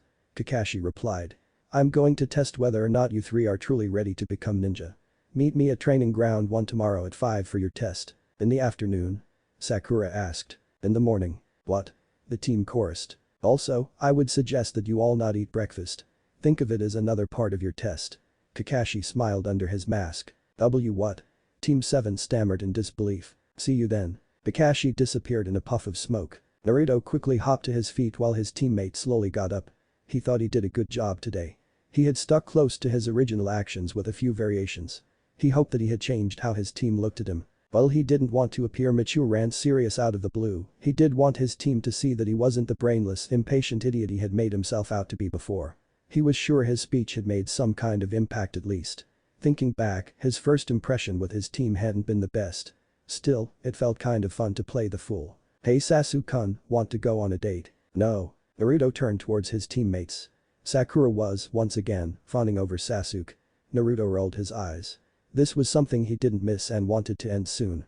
He also had to crack Sasuke out of his shell soon or else things would repeat themselves. I won't let Sakura cry again and I won't lose my best friend this time. See, come on. It'll give us a chance to get to know each other better. Sakura pressed on. Sasuke regarded her with a cold glance. We're teammates, aren't we? Teammates and teammates only. Sasuke scoffed. He smirked arrogantly at her. Besides, what make you think that I'd go anywhere with? I think going out sounds like a great idea. Both Sasuke and Sakura jumped when Naruto suddenly appeared between them. He smiled at them in a familiar fashion. Sasuke just shoved his hands back in his pockets while Sakura glared at him. Naruto. I was talking to Sasuke-kun. I know this place that sells great ramen. Naruto smiled, ignoring Sakura's rage. Nothing helps teammates bond than talking over a nice steaming bowl of ramen. DCH, go by yourselves. Sasuke retorted, turning on his heel and walking away from the duo. Sasuke-kun, wait. Sakura called after him. Thanks for proving my point. Naruto shouted at him. He smirked when the Uchiha stopped. What was that, dope? Sasuke asked, turning his head. Turning down a pretty girl's offer to go on a date. Naruto sighed, shaking his head. Sakura blushed at being given another indirect compliment. The proof is evident. You little why do you keep assuming I'm gay? Sasuke shouted, running up to the blonde with a furious expression. Do I need to explain your situation again? Naruto asked, arching an eyebrow. You don't understand. It's not that I don't like it, they're just so annoying. Sasuke shouted, surprising Sakura and making Naruto smile. The Uchiha wasn't finished though. You don't know what it's like. They won't ever leave me alone. They follow me everywhere I go. I never get any privacy when I want it. Not only that, a few even talked about marriage. Sasuke shuddered. I'm 13 years old for Kami's sake. I can't count how many times I've seen explicit drawings of me in notebooks or pledges of love written on the desks. I've even caught some following me home before. I wouldn't mind it so much if they learned to be a little bit more subtle. Why can't they see that I just want them to leave me alone? Sasuke-kun, Sakura whispered, her mouth hanging open. Naruto was trying his best not to burst out laughing at the Uchiha's rant. This was a variation he found hilarious. I hate fangirls. Sasuke declared, shouting it to the heavens. He pointed at Sakura. And there's no way I'd ever consider going on a date with one. Naruto let out a few chuckles and glanced at Sakura. The girl was staring at her object of affection with wide eyes, appalled by his declaration. Naruto frowned a bit when she looked more than a little hurt by Sasuke's words. The Uchiha blushed and turned away from his new teammates, shocked and disgusted with himself for losing his cool and ranting like that. Naruto sighed. It was time he regained his bond with his teammates. If that's how you feel, this outing is perfect. Naruto smiled. Sakura and Sasuke both looked at him. What are you going on about now? Sasuke glared at him. Sakura, how much do you know about Sasuke? Naruto asked. Before she could speak and begin what would become a long fangirl rant about how hot and great Sasuke was, Naruto added to his question. How much do you know him as a person? Oh. Well, Sakura stuttered. She blushed when she realized she knew next to nothing about the boy bar his good looks and skills. The only other things she knew about were the things he mentioned in his introduction. And Sasuke, how much do you know about Sakura? Naruto asked. When he was about to start another fangirl hate speech, Naruto added to his question. Not Sakura the fangirl, but Sakura the person. Nothing, but she's still annoying. Sasuke admitted, turning away. Okay. We all know nothing about each other. Naruto smiled. So, that's why I'm going to take both of you to Ichiraku's and order some ramen for us to eat. We will eat, talk, and bond like teammates are supposed to. Come on. Sasuke and Sakura could only follow as Naruto grabbed their arms and led them to his favorite restaurant in the world. Ryuchi. 3 bowls of ramen please. Naruto called as he took his usual seat. Sasuke and Sakura sat next to his sides, the Uchiha to the right and the fangirl to the left. Naruto thought hard about what to say. He wanted his teammates' friendship so things could go back to the way they were somewhat. It was best for all of them. So, what do you guys think of our sensei? Naruto asked, trying to start up conversation. I think he's too laid back and careless to be a sensei. He was pretty rude to us too. Sakura said, surprised she was humoring his conversation. What's with the mask though? Maybe he's got something to hide. Naruto chuckled, remembering the many times he and his team attempted to find out what was hidden underneath Kakashi's mask. Maybe during tomorrow's test we can get him to take off his mask. Wonder what the test will be, Sasuke muttered. Naruto smiled, surprised and happy at his sudden input. Despite his attitude, he is a jonin. It probably won't be as easy as we think. Naruto said. After all, this whole careless attitude could just be a front to throw us off our guard. Possible. Sasuke agreed, seeing the sense in that plan. Well, we won't fall for any tricks, right Sasuke-kun? Sakura gushed, batting her eyes at him. The Uchiha shuddered, turning away from her. Naruto sighed. They would never make any progress if this kept up. He had to end this. Sakura, just stop. Naruto sighed, rolling his eyes. What you talking about? Sakura asked, glaring at Naruto. She was a bit surprised at his sudden change in attitude. Sasuke also raised an eyebrow at the boy. You said earlier there are certain people you want to impress, right? Naruto said, gesturing to Sasuke. You think you're going to impress anyone with what you're doing now? What do you mean? Sakura demanded, angry at the fact she was being lectured by the blonde idiot. Even if he had seemed to mature over the past day or two. Sakura, right now I can honestly say you are the weakest member in our team. Naruto said bluntly, not bothering to sugarcoat that fact. Sakura gasped and glared at him. I am stronger than you, idiot. Are you? Naruto asked, arching an eyebrow and staring into her eyes. Sakura's words died in her mouth. A few days back, she would have said she was much stronger than him with confidence. As she stared into his ocean blue eyes, she wasn't so sure anymore. She remembered his speech about becoming the Hokage. There was something in his eyes she hadn't noticed before. Sasuke got respect not only through his looks and grades, but through training. Naruto said. Hours of devoted training made people respect him. I am an Uchiha. Sasuke stated proudly, smirking at the fact. Naruto glanced at him. Oh yes, his Uchiha arrogance. He'd have to tone that down a bit too. Sasuke being an Uchiha had nothing to do with it. Naruto sighed. Sasuke's eyes widened. What did you? Sasuke trailed off. What did he mean? Uchiha were always strong. It was in their blood. Just because you're in a clan doesn't make you strong. Naruto said, staring at the boy. Hard work, blood, sweat and tears make a great ninja. Even if you weren't an Uchiha, if you trained the way you did now, you'd still be strong. I can make fun of it all I want, but the grades don't lie. Do you think you'd still get respect if you just lazed around and got bad grades? You're strong not because you're an Uchiha, but because you put in the effort to become a great ninja. Sasuke just stared at him. That was probably the nicest thing anyone had ever said to him. I made him feel more proud than just being an Uchiha. Hearing Naruto say his strength was his own, and not because of his Uchiha blood, it was nice. Sakura, you're not going to get Sasuke's respect if you spend every moment fawning over him and worshipping the ground he stands on. Naruto said, turning back to her.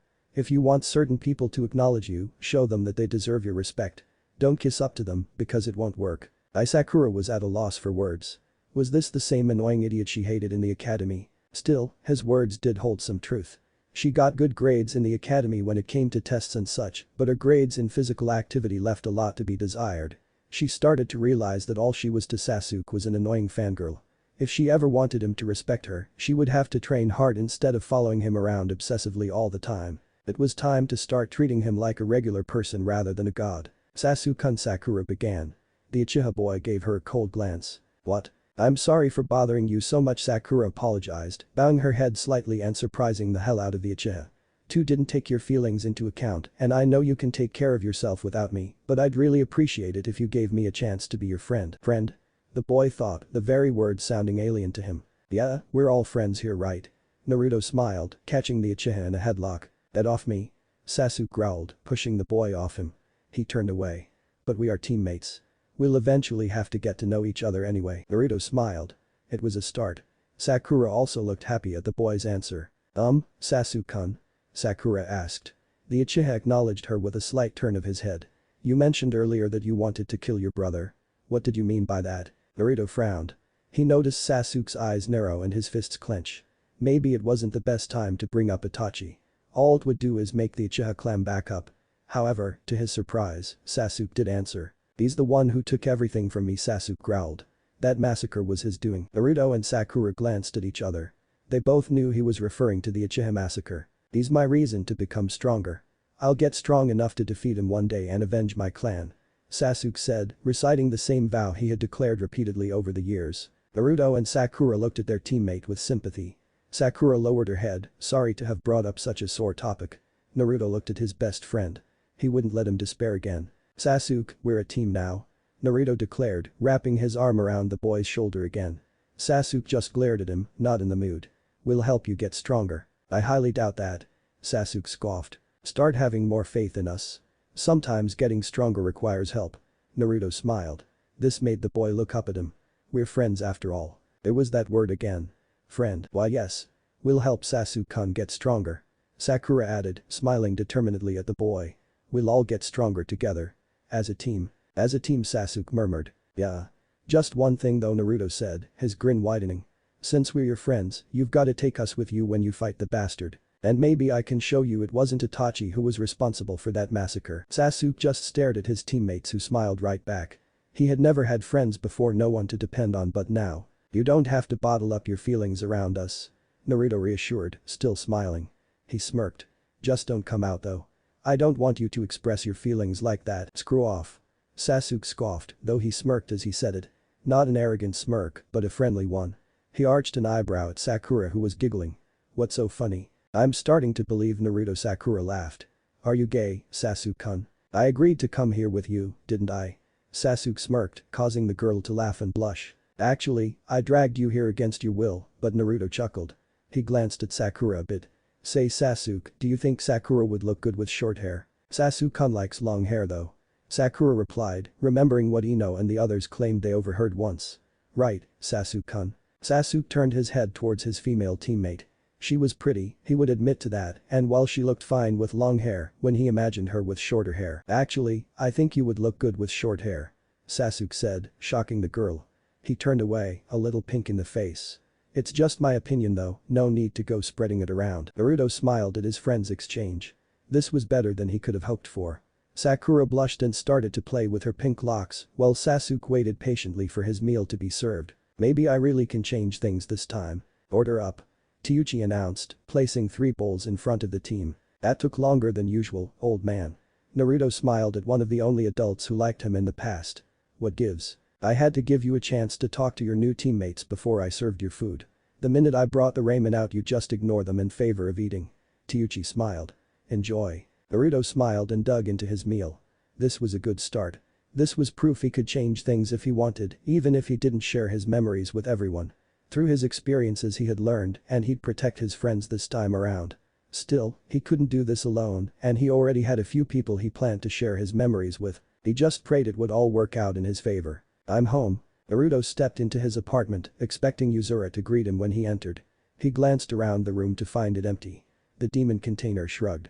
Maybe she had gone out for a walk. Welcome home, Naruto-sama. Holy shit. Naruto jumped, spinning around to see his servant standing behind him with a startled expression on her face. Is something wrong, Naruto-sama? Yuzura asked, quickly glancing around the area. What is you so startled? You. Sneaking up behind me. Naruto smiled, sighing as he calmed down. He stepped aside, letting the fox girl enter the house. How was your day? Yuzura asked curiously. Better than expected. Naruto smiled. He had left his teammates when it started to get dark. They had talked about future missions, tomorrow's test, about the other teams, and got to know each other better. Naruto was glad that Sakura and Sasuke got along so well together and with him. Things were almost like how they used to be before Orochimaru had corrupted his best friend and made him lust after power. They had smiled and laughed, and he had even gotten a few chuckles out of Sasuke. When they had all left to go home, he could say with confidence that they were his friends again. You're smiling, Naruto-sama. Yeah. Naruto grinned. Just being back here and seeing all of them again I still can't get over it. It must be nice to see the people you've lost. Yuzura smiled. Her smile turned wistful. I am grateful for new life, but I do miss my old friends. Yuzura. Ah, pay me no mind. Yuzura waved him off. Just talking to myself. Naruto looked at her. Come to think of it, he never inquired about her old life before. What kind of life did Yuzura have before dying? What were her other masters like if she had any? Just as he was about to ask these questions, Yuzura pulled out a carrier scroll. What's that? Naruto asked. Something I have retrieved for you. Yuzura replied, opening the scroll. She made a hand sign, and a larger scroll appeared in front of her. She held the surprisingly large scroll out to him. This is for you. It's pretty big. Naruto observed, taking the scroll from her. He'd have to carry it on his back if he wanted to use it. But something about the scroll bothered him. It actually looked kind of familiar. It became clear when he noticed the symbol for forbidden labeled on the front of it. Yuzura. Is this the forbidden art scroll? Naruto asked frantically, hoping he was wrong. Yes. I thought it would be useful to you so I picked it up. Yuzura stated. Return it right now. Naruto ordered, thrusting it back into her hands. Are you displeased? Did I do something wrong? Yuzura asked, tilting her head to the side. You can't just steal the forbidden art scroll. Anbu will be all over the village looking for it. Naruto explained frantically. The general public isn't very fond of me during this time in my life. I've already stolen it before. I'll be on the top list of suspects. Naruto-sama, this isn't the real forbidden art scroll you stole back from Mizuki. Yuzura said reassuringly, making the boy stop in his rant. This is a copy I made. How did you make a copy? Naruto asked suspiciously. I snuck into the Hokage's office and copied the original one. Yuzura answered proudly. How the hell did you sneak into the Hokage's office without getting caught? Naruto demanded. You underestimate my stealth, Naruto-sama. Yuzura smiled. I asked some local foxes about the village layout and I was able to navigate and sneak into the Hokage's building. You asked local foxes? Naruto asked dumbly. Inari Kitsune can communicate with other foxes. Yuzura stated. I can also get them to run errands and ask for information. Animals see and hear things most humans do not. That's pretty useful. Naruto said, marveling at the idea of being able to communicate with animals. As long as nobody finds out there is a copy, you needn't worry. Yuzura smiled. She handed the scroll back to Naruto. Thank you. Naruto said, looking down at the scroll. This was a copy of the same scroll he had learned the Kage Bunshin technique from. The scroll had been created by the first Hokage, with other Kages after him adding their own forbidden arts. Naruto opened the scroll and skimmed through it. He glanced at the dead demon-consuming seal for a moment, then moved on to the other techniques. My father was a seal master. Naruto said, talking more to himself than to Yuzura. I wonder if I have his talent for performing seals. Minato-sama once said that his son had more potential and strength than he had. Yuzura smiled. I'm sure Naruto-sama can perform some seals if he tried. The thought is nice. Naruto said. But I don't know the first thing about sealing techniques. It's not exactly my forte. You never know until you try. We'll see. Naruto sighed. He paused in his reading and looked up at Yuzura. An idea was slowly starting to form in his head. Naruto suddenly wondered if he'd be able to successfully pass the bell test in his old body.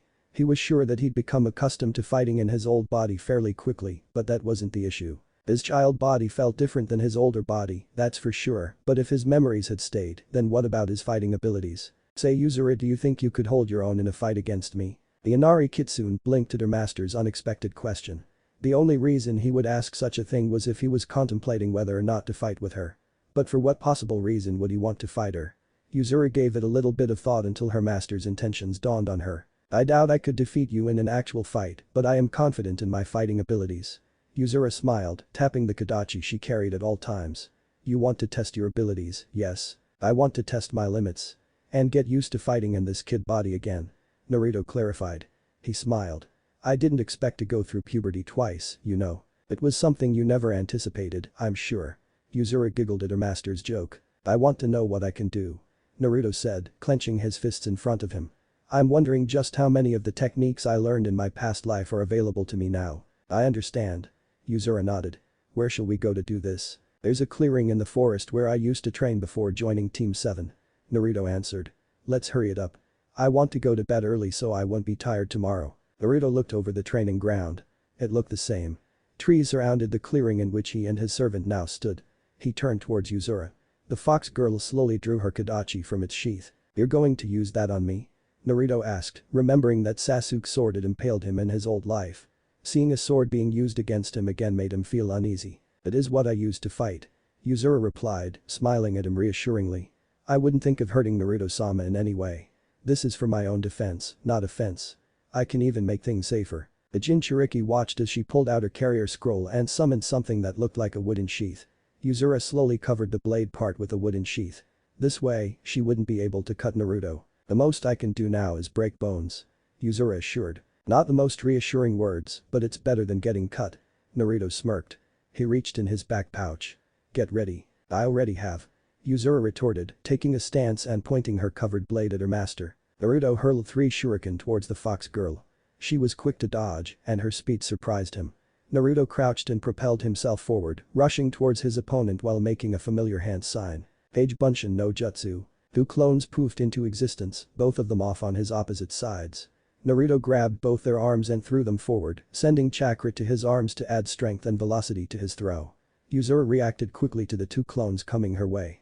She immediately sidestepped and swung her sword down as one of the clones passed by her, slamming her blade into the clone's back. The clone grunted and dispelled immediately as the blade hit him.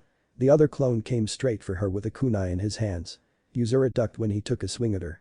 Yuzura's leg shot up, hitting the clone right under the chin. The clone grunted and was thrown off balance, giving Yuzura enough time to jump up and plunge the hilt of her short sword into the clone's forehead. He disappeared in a puff of smoke. While she had been focused on her 2 attackers, she hadn't forgotten about the original. Yuzura raised her sword, blocking Naruto's fist with a wooden sheath. Naruto pulled back and unleashed a flurry of punches towards the girl, all of which she dodged with surprising agility and ease. Her ears twitched when her heightened fox senses felt something in the earth below her. Just as a Naruto clone burst out of the ground with a fist aimed directly at her face, Yuzura performed a quick backflip, catching the clone in the jaw as she flipped backwards. After hearing the clone dispel, she did a couple more backflips until she was a few meters distance away from Naruto. Well, my chakra reserves are fine and my speed is okay, but not as fast as I used to be. Naruto muttered. He smirked. Maybe his speed didn't go down, but he was just slow in comparison to his servant. Yuzura's technique and speed surprised him. Her movements were graceful, and she used that sword expertly. You're a great fighter, Yuzura. Naruto complimented, smiling at the girl. I am honored to hear you say that, Naruto-sama. Yuzura beamed, bowing to his comment. Now, let's hope you're quick enough to dodge this attack. Naruto declared, performing his signature jutsu to summon one shadow clone. Time to see what I can still do. Naruto held out his hand to the clone, exerting his chakra. The clone started waving his hands around the original's hand like a shell, shaping and molding the chakra that was being released. Naruto rotated and stabilized the chakra as the clone shaped it and kept it in place. The clone dispelled when a ball of spinning chakra was left in Naruto's hand. Rasengan. Naruto shouted, holding the ball above his head in triumph. He had first accomplished this feat when he was a kid, so it was no surprise that he couldn't pull it off. Still, if he could use the Rasengan, it meant a lot of his old jutsu was still available to him. Naruto would have to try the more advanced techniques now. Applying chakra to his feet, Naruto dashed forward, accelerating towards Yuzura with his hand outstretched, the Rasengan aimed towards her. Yuzura jumped out of the way just as Naruto slammed the ball down on the ground before her. The ground exploded beneath him. Naruto smiled as the Rasengan's display of power filled him with pride and remembrance. Knowing that one of his best jutsu was still available to him gave him lots of hope. Impressive technique, Naruto-sama. Yuzura commented, brushing the dust off her kimono. So this is the technique your father Minato-sama had created. It wasn't completed by him, but I'm glad he left such a great technique behind for me to learn. Naruto grinned. He immediately summoned 2 more clones. But I've developed my own techniques for my father's jutsu. Let me show you. Naruto held his hand out again. The 2 clones immediately began shelling the Rasengan as it began to take form again. Although, he could create a regular Rasengan with just 1 clone, he needed 2 clones to improve it. Still, he had developed this technique when he was older. Would his younger self be able to handle the force of the Rasengan when it was enhanced with his wind nature chakra? You never know until you try. Naruto declared determinedly, echoing Yuzura's words from before. The 2 clones disappeared after the ball was formed. Naruto pumped chakra into his legs and propelled himself towards Yuzura a second time.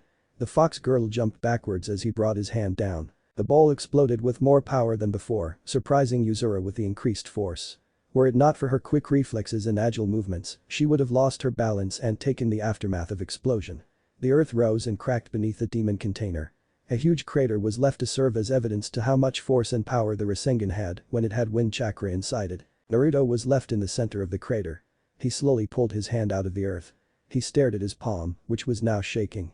His entire arm was felt numb, but he felt tiny pangs and stings on certain parts of his arm. The blonde sighed. Looks like I can't use the Rasengan as successively as I thought. Naruto grumbled. He could probably do about 2 more until his arm broke. A child's body did have its limitations. Naruto's eyes narrowed. He had to see if the Rasen Shuriken was available at least. Naruto jumped out of the crater. Yuzura stood on the opposite side of the field, her Kodachi pointed at him in a declaration of challenge. The demon container smirked and summoned another pair of shadow clones.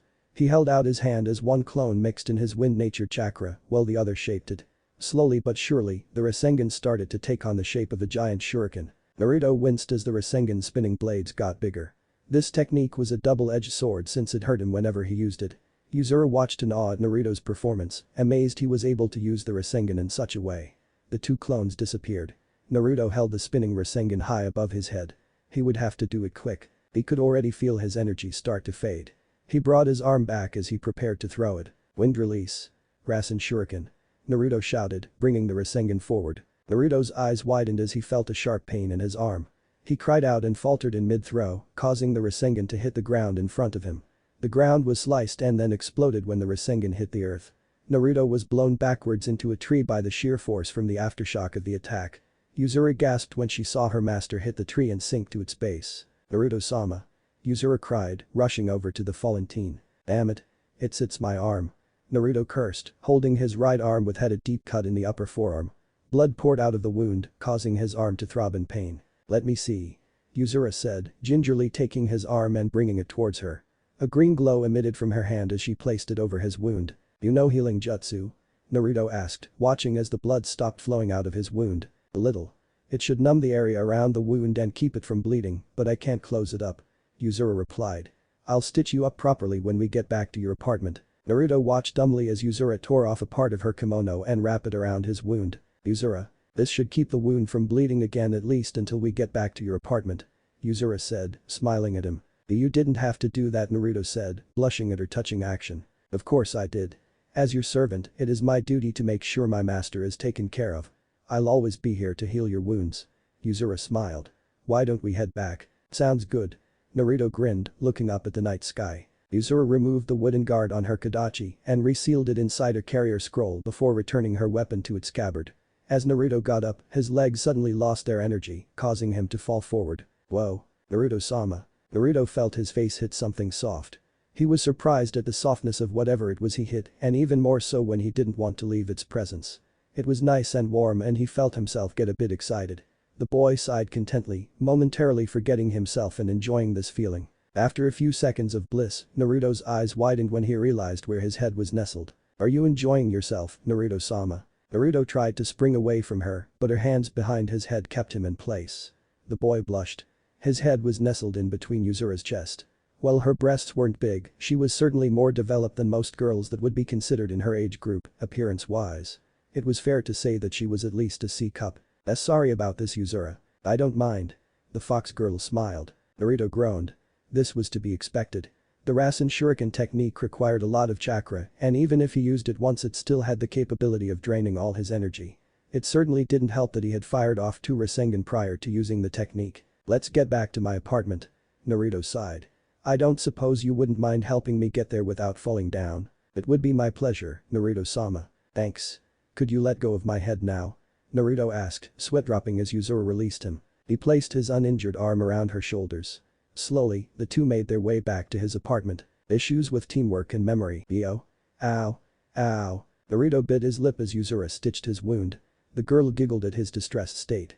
She didn't know that her master was uncomfortable around needles. "I'm almost done." Yuzura giggled as she was finishing her last few stitches. "Good.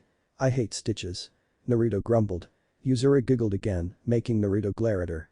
"What's so funny to you?" "It's just Naruto-sama can act like such a child at times." Yuzura laughed lightly as she finished with his stitches. "Hey. In case you haven't noticed, I am a kid again, anyway," Naruto said, giving Yuzura a mock glare. Naruto glanced at the closed wound. "Thanks. I'm happy I could help." Yuzura smiled. Leaning forward a bit, she flicked Naruto's forehead. "What was that for?" Naruto asked, giving her a playful look. "What were you thinking when you used a technique like that?" Yuzura chided playfully, her fox ears twitching a bit. "It's stupid to use a technique that you know could hurt you. It's a miracle that your chakra circulatory system wasn't damaged at all." "Yes, I'm so lucky." "Let's all laugh at the guy who's afraid of needles and stitches and used a technique that could cut off his arm." Naruto smirked, making Yuzura break out into another fit of giggles. "It was to see how many of my old techniques were still available to me. A child's body is more limited than a young adult's, you know. I suppose you won't be using that technique again then, will you?" "Unfortunately, no." Naruto sighed. "I can probably use other Rasengan techniques, but I can't use my wind chakra without getting hurt. I can probably use the regular Rasengan with wind chakra once or twice, but using the Rasen Shuriken is out of the question. Not only would it drain all my energy, but I'd probably break or sever my arm doing so. I got lucky. Don't make a mistake so early on. They'll greatly influence what happens in the future." The Inari Kitsune warned him, fixing her master with a serious gaze. I know. Naruto nodded, knowing that she wasn't just referring to his arm. If this was how using the Rasen Shuriken affected his body as a kid, he wouldn't be able to use it for a few years. Not only that, but using Senjutsu and going into Sage mode was also out of the question. Since he was back to being a kid and hadn't gone through Sage training yet, Naruto knew he couldn't balance his physical and spiritual energy with natural energy. Even if he could, he would still need the special toad oil found only at Mount Myaboku that allowed natural energy to enter his body. He hadn't even made a summoning contract with the toads yet. Plus, he doubted he could achieve Sage mode as a kid anyway. If he could, he'd be able to fire off Rasen Shurikens like no tomorrow without any fear of getting hurt. Putting techniques that were currently unavailable to him aside, Naruto thought about the people he could trust with his memories. He had many prospects before, but he had narrowed down the candidates since Yuzura warned him about who he shared his memories with. He could count the number of candidates with one hand now. Speaking of which, he had already met with one of them. "Yuzura, I may need your help tomorrow," Naruto said solemnly, looking into her violet eyes. "Ah, do you want to share your memories with someone?" The girl asked, her ears fox ears twitching and ready to listen to his words. Yes. I've thought long and hard about who can really help us. Naruto replied. I've decided who I want to share my memories with. The people he had in mind numbered no more than 5. Yuzuru could see why he picked the people he did, but some of them could prove to be a little bit of a gamble. I see. You're absolutely sure. I can't erase their memories if you change your mind. Yuzuru warned. I know. I'm confident in the people I've chosen. They're people who I know I can trust with my life and help me change things. They trusted me in my past life, so why should now be any different? Naruto reasoned. The boy sighed and climbed into bed. Yuzuru took the futon again. Naruto turned out the lamp. Will you be requiring a breakfast tomorrow, Naruto-sama? I'd like that if you wouldn't mind making me one. Naruto smiled through the darkness. There was no way in hell he was skipping out on another delicious home-cooked meal for some test. There was no reason to starve himself since he already knew what the test was. Of course not. Came Yuzuru's cheerful reply. Thanks. By the way, yes. You're a really good sparring partner. Naruto grinned. Would you mind fighting me again sometime? If that is what Naruto-sama wishes, I'd be happy to. Yuzuru smiled. Maybe I could teach you how to use a sword as well. Ha! Maybe you could. Naruto chuckled as he closed his eyes. That was actually a pretty appealing prospect when he thought about it. Good night, Yuzuru. Sweet dreams, Naruto-sama. Naruto smiled. While he was looking forward to some much-needed rest, there was one more thing he had to do before going to bed. There's one more person I have to talk to. He opened his eyes. Naruto smiled as he looked around the dark, metal hallway with pipes above. Ankle deep in water, he stared up at the giant cage in front of him. Hey furball, you awake? Naruto called out. 2 giant red eyes looked at him through the cage. The eyes that belonged to the 9-tailed demon fox, the Kyuubi no Yauko. You. So, do you remember anything?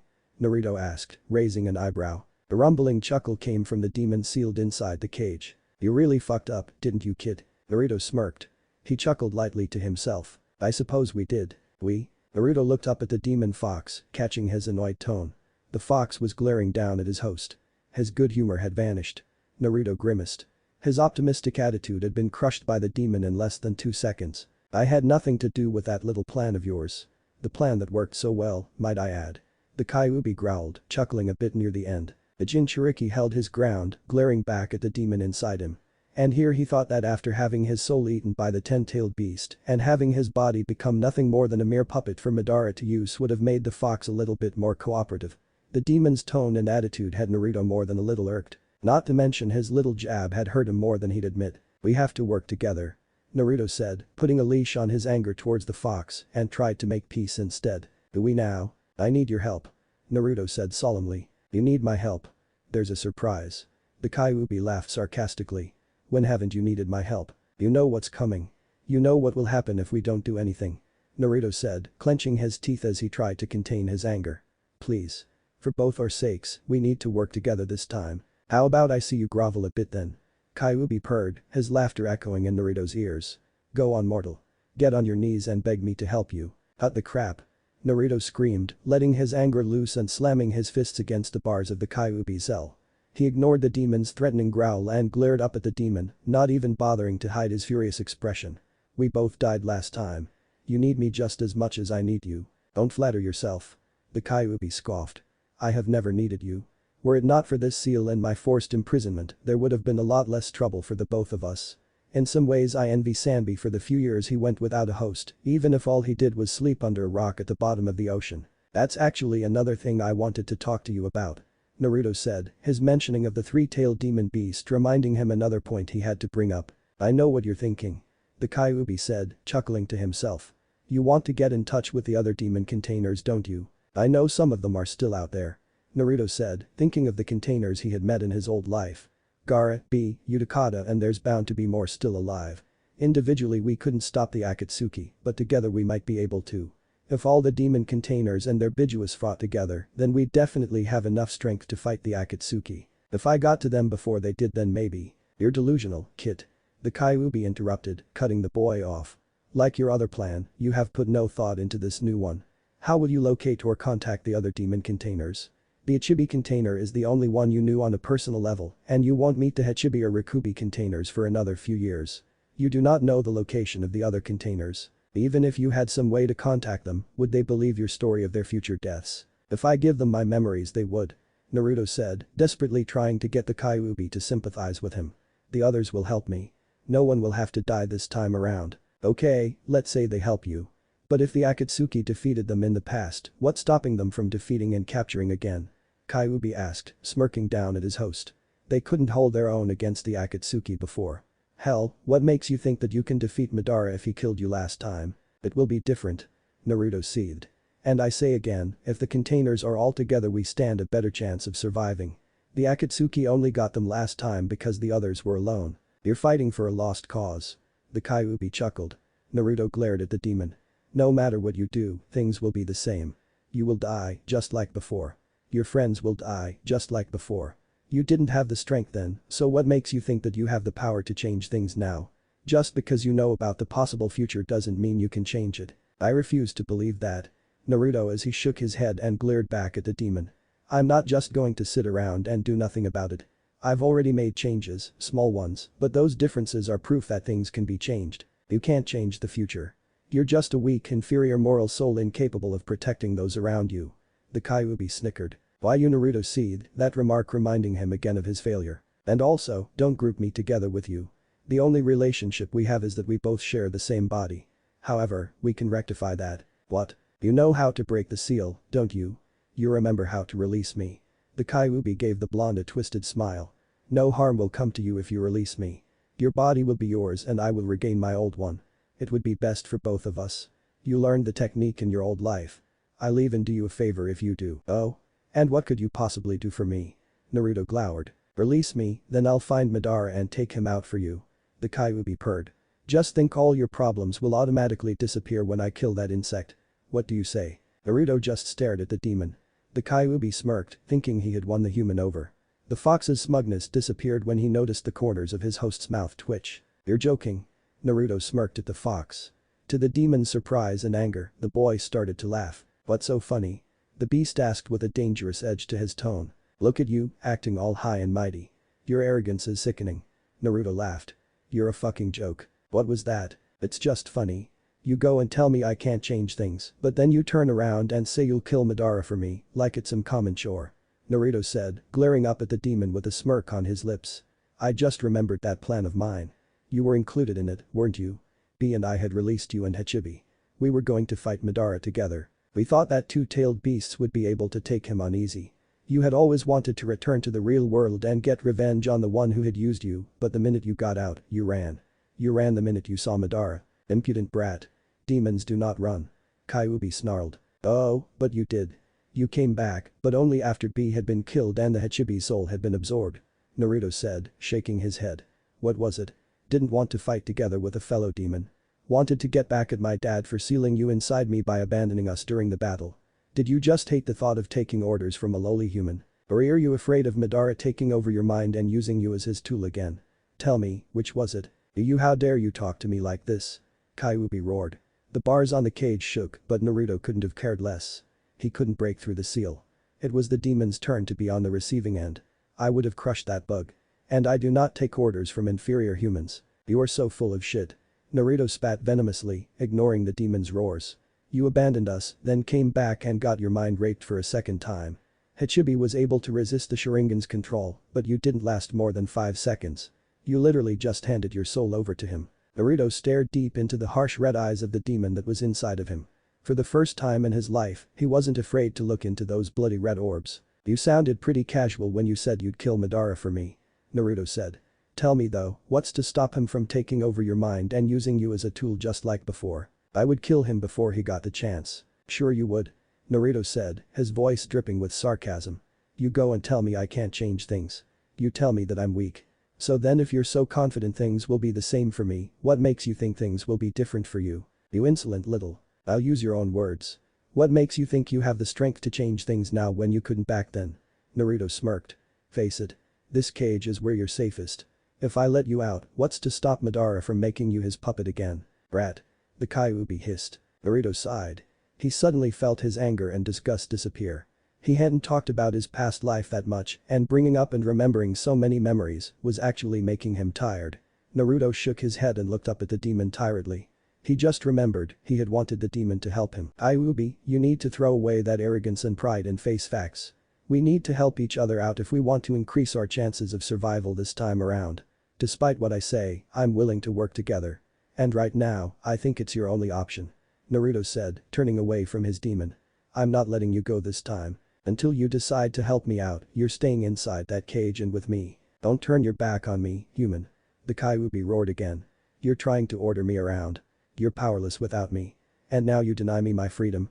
I promise, the moment I get out of this cage and kill Madara, I'll be coming for you. You won't be getting out anytime soon.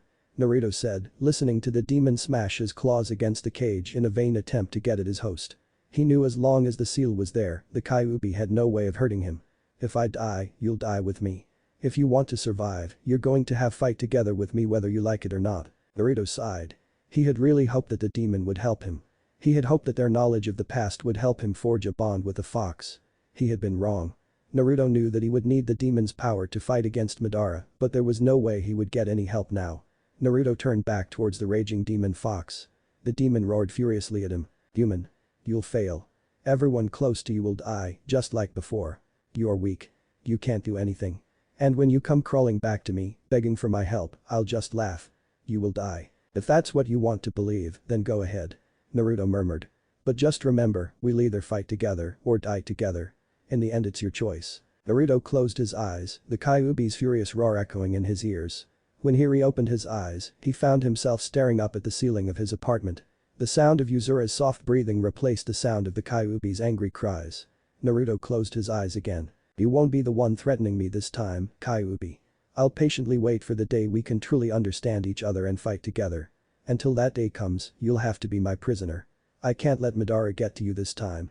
Right now, the safest place for you is the cage within me.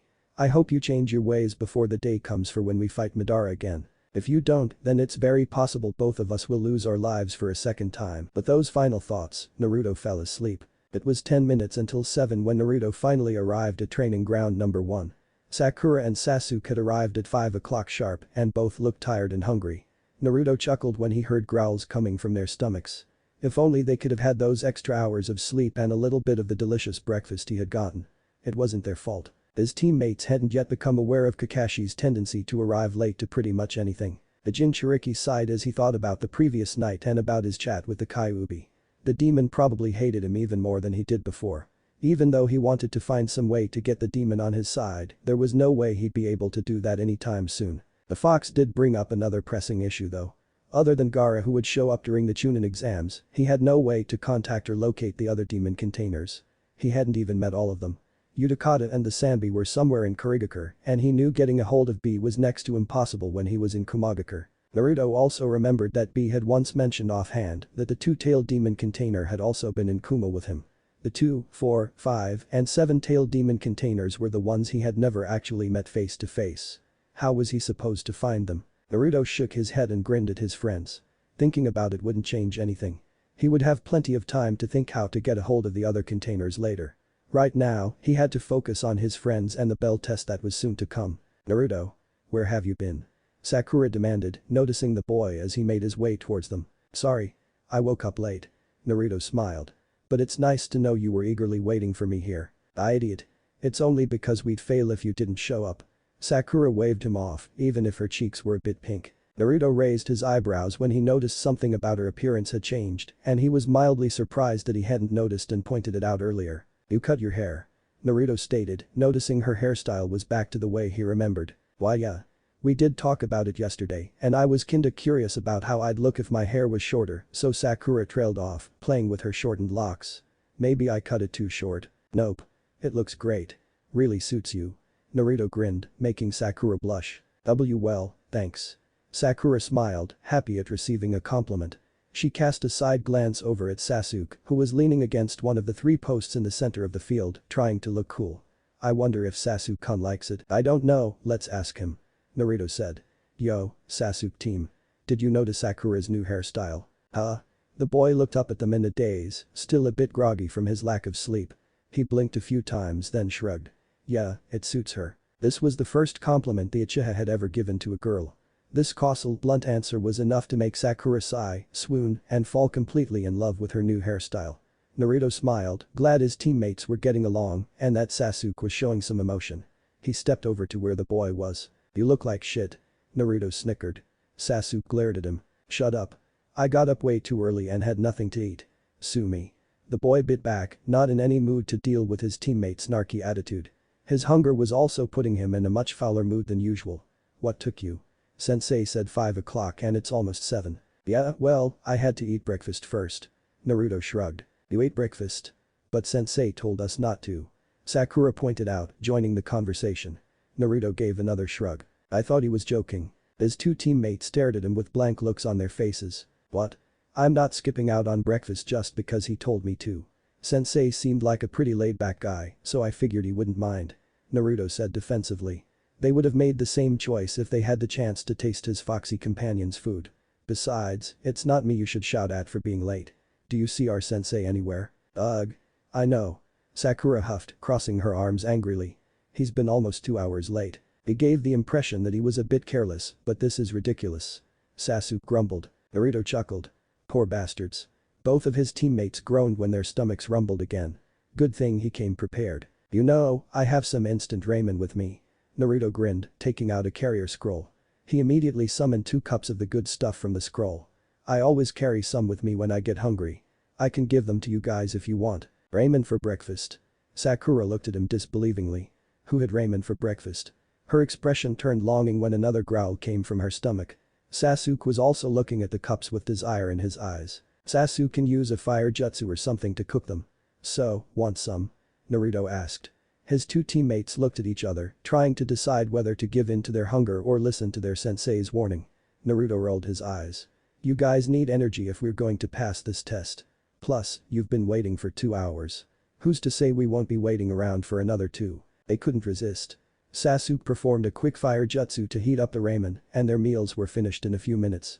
Both his teammates sighed in contentment and patted their stomachs, not quite full, but satisfied with the quick meal and energy it had given them. Thanks, Naruto.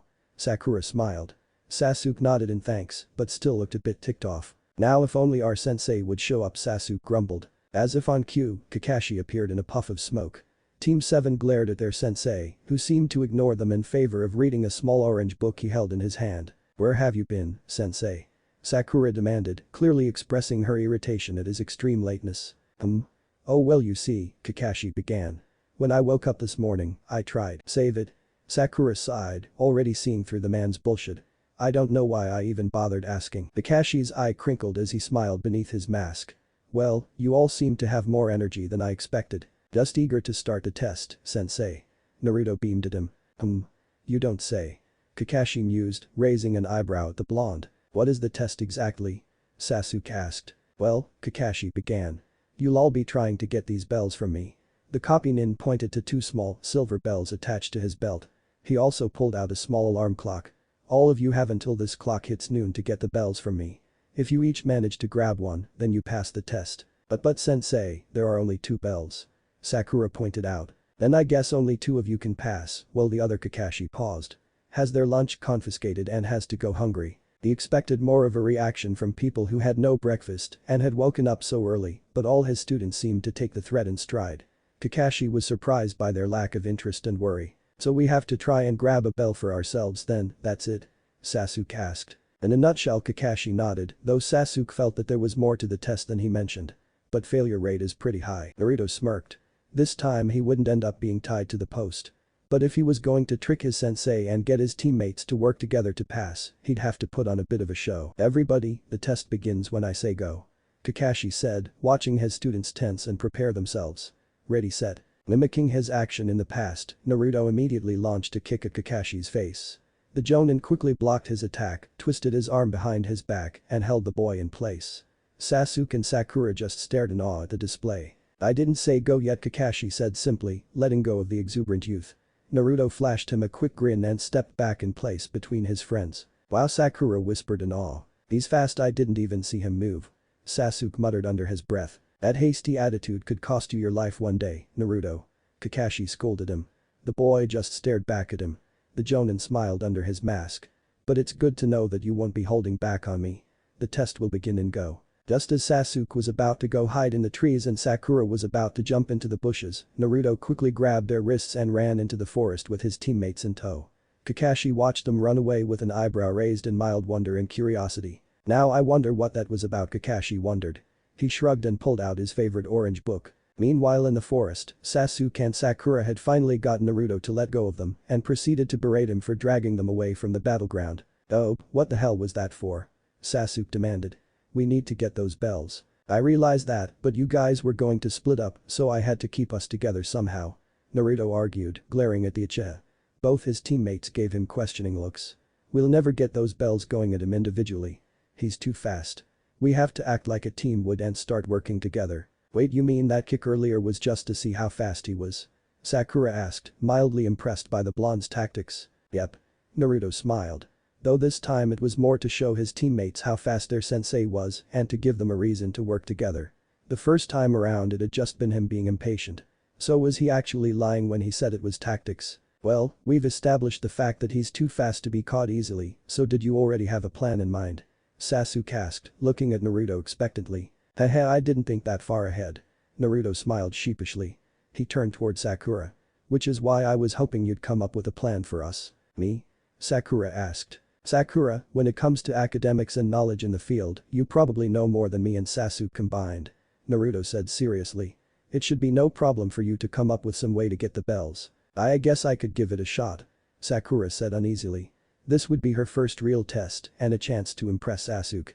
That, and she couldn't disappoint Naruto when he was putting his faith in her. "One other thing," Naruto added, catching both of his teammates' attention. "This might help with your strategy." Naruto quickly performed his favorite hand seal and summoned a shadow clone.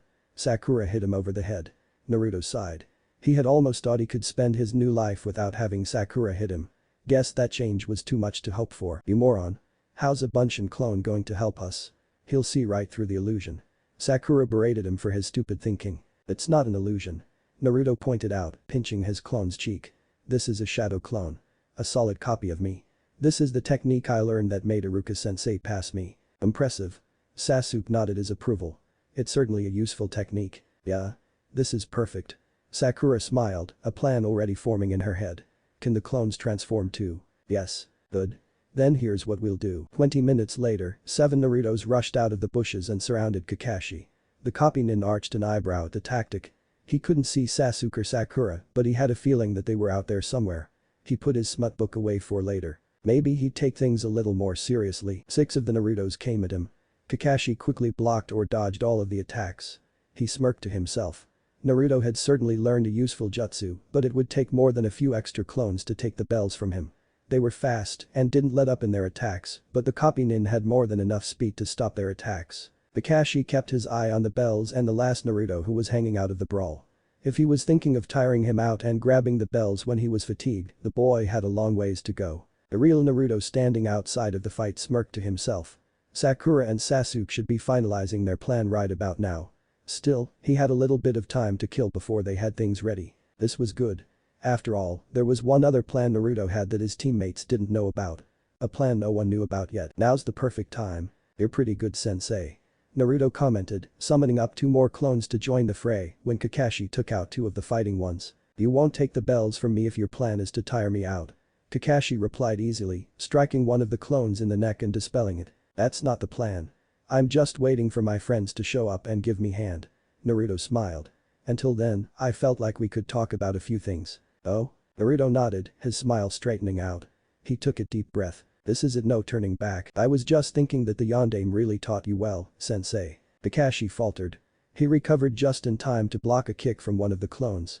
He shot a look at the real Naruto. "What did you say? Must have been hard losing Obito, Rin, and then your sensei." Naruto replied, fixing Kakashi with a hard look. "The Yondaime's star pupil, what an honor it must have been." The copy nin's eyes widened. He quickly swung his leg around, catching 3 Narutos in his sweep and dispelling them in an instant. He shot Naruto a look of shock and disbelief. How do you? It must have been nice having Yondaime as your sensei. To have been taught by such a great man and to know him on a personal level must have been even better.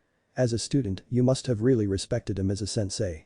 He sacrificed himself to seal the Kyuubi inside a baby boy, you know, Naruto continued, his expression turning cold. "Tell me, why didn't his student watch over that boy when no one else would? Surely someone as close to the Yondaime as you would have known that baby boy was his teacher's son." Kakashi heard the bells jingle as one of the clones touched them. He quickly brought his foot down on the copy's head, swinging his fist backwards to keep another from making a grab for the silver orbs. Naruto quickly summoned 5 more clones to join the others. The copy nin started to sweat, but not because he was getting tired. He kept his visible eye on the real Naruto, who was staring at him with an expressionless face. You'd think that a student who admired the yondaime as much as you would have done everything he could to make sure that his sacrifice wasn't wasted and that the boy was protected. Naruto went on, looking off to the distance. He paused for a few moments.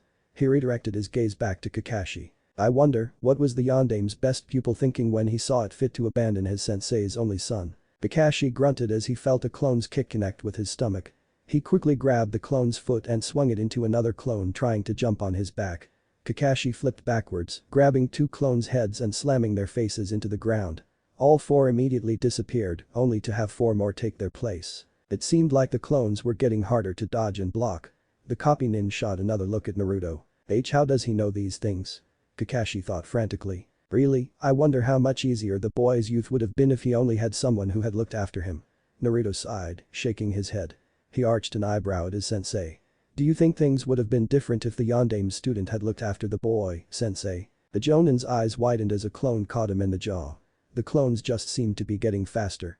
Naruto's words swarmed and echoed in his mind. The boy was throwing him off his game. His words were distracting him and messing with his head. It's funny how the student never even thought to check up on the boy to see how he was doing. Not once was the little boy even aware that his father even had a student. Hell, for the longest time, the boy was completely unaware he even had a father. Naruto said. He stared at Kakashi questioningly. I wonder if the student had visited, if he would have told the boy about the wonderful things his father did when he was alive. Or would you have even told the boy who his father had been? Kakashi's eyes widened as a fist smashed into the back of his head. I wonder how many beatings the boy would have avoided if the student had been there to protect him.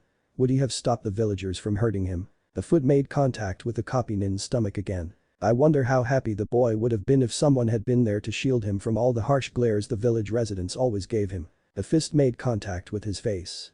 Kakashi grunted and connected his fist with the clone's stomach. I wonder if the student hated the boy. Did he hold the child responsible for his sensei's death? Kakashi quickly lifted up his headband to reveal his Sharingan eye. He narrowly dodged a clone's fist.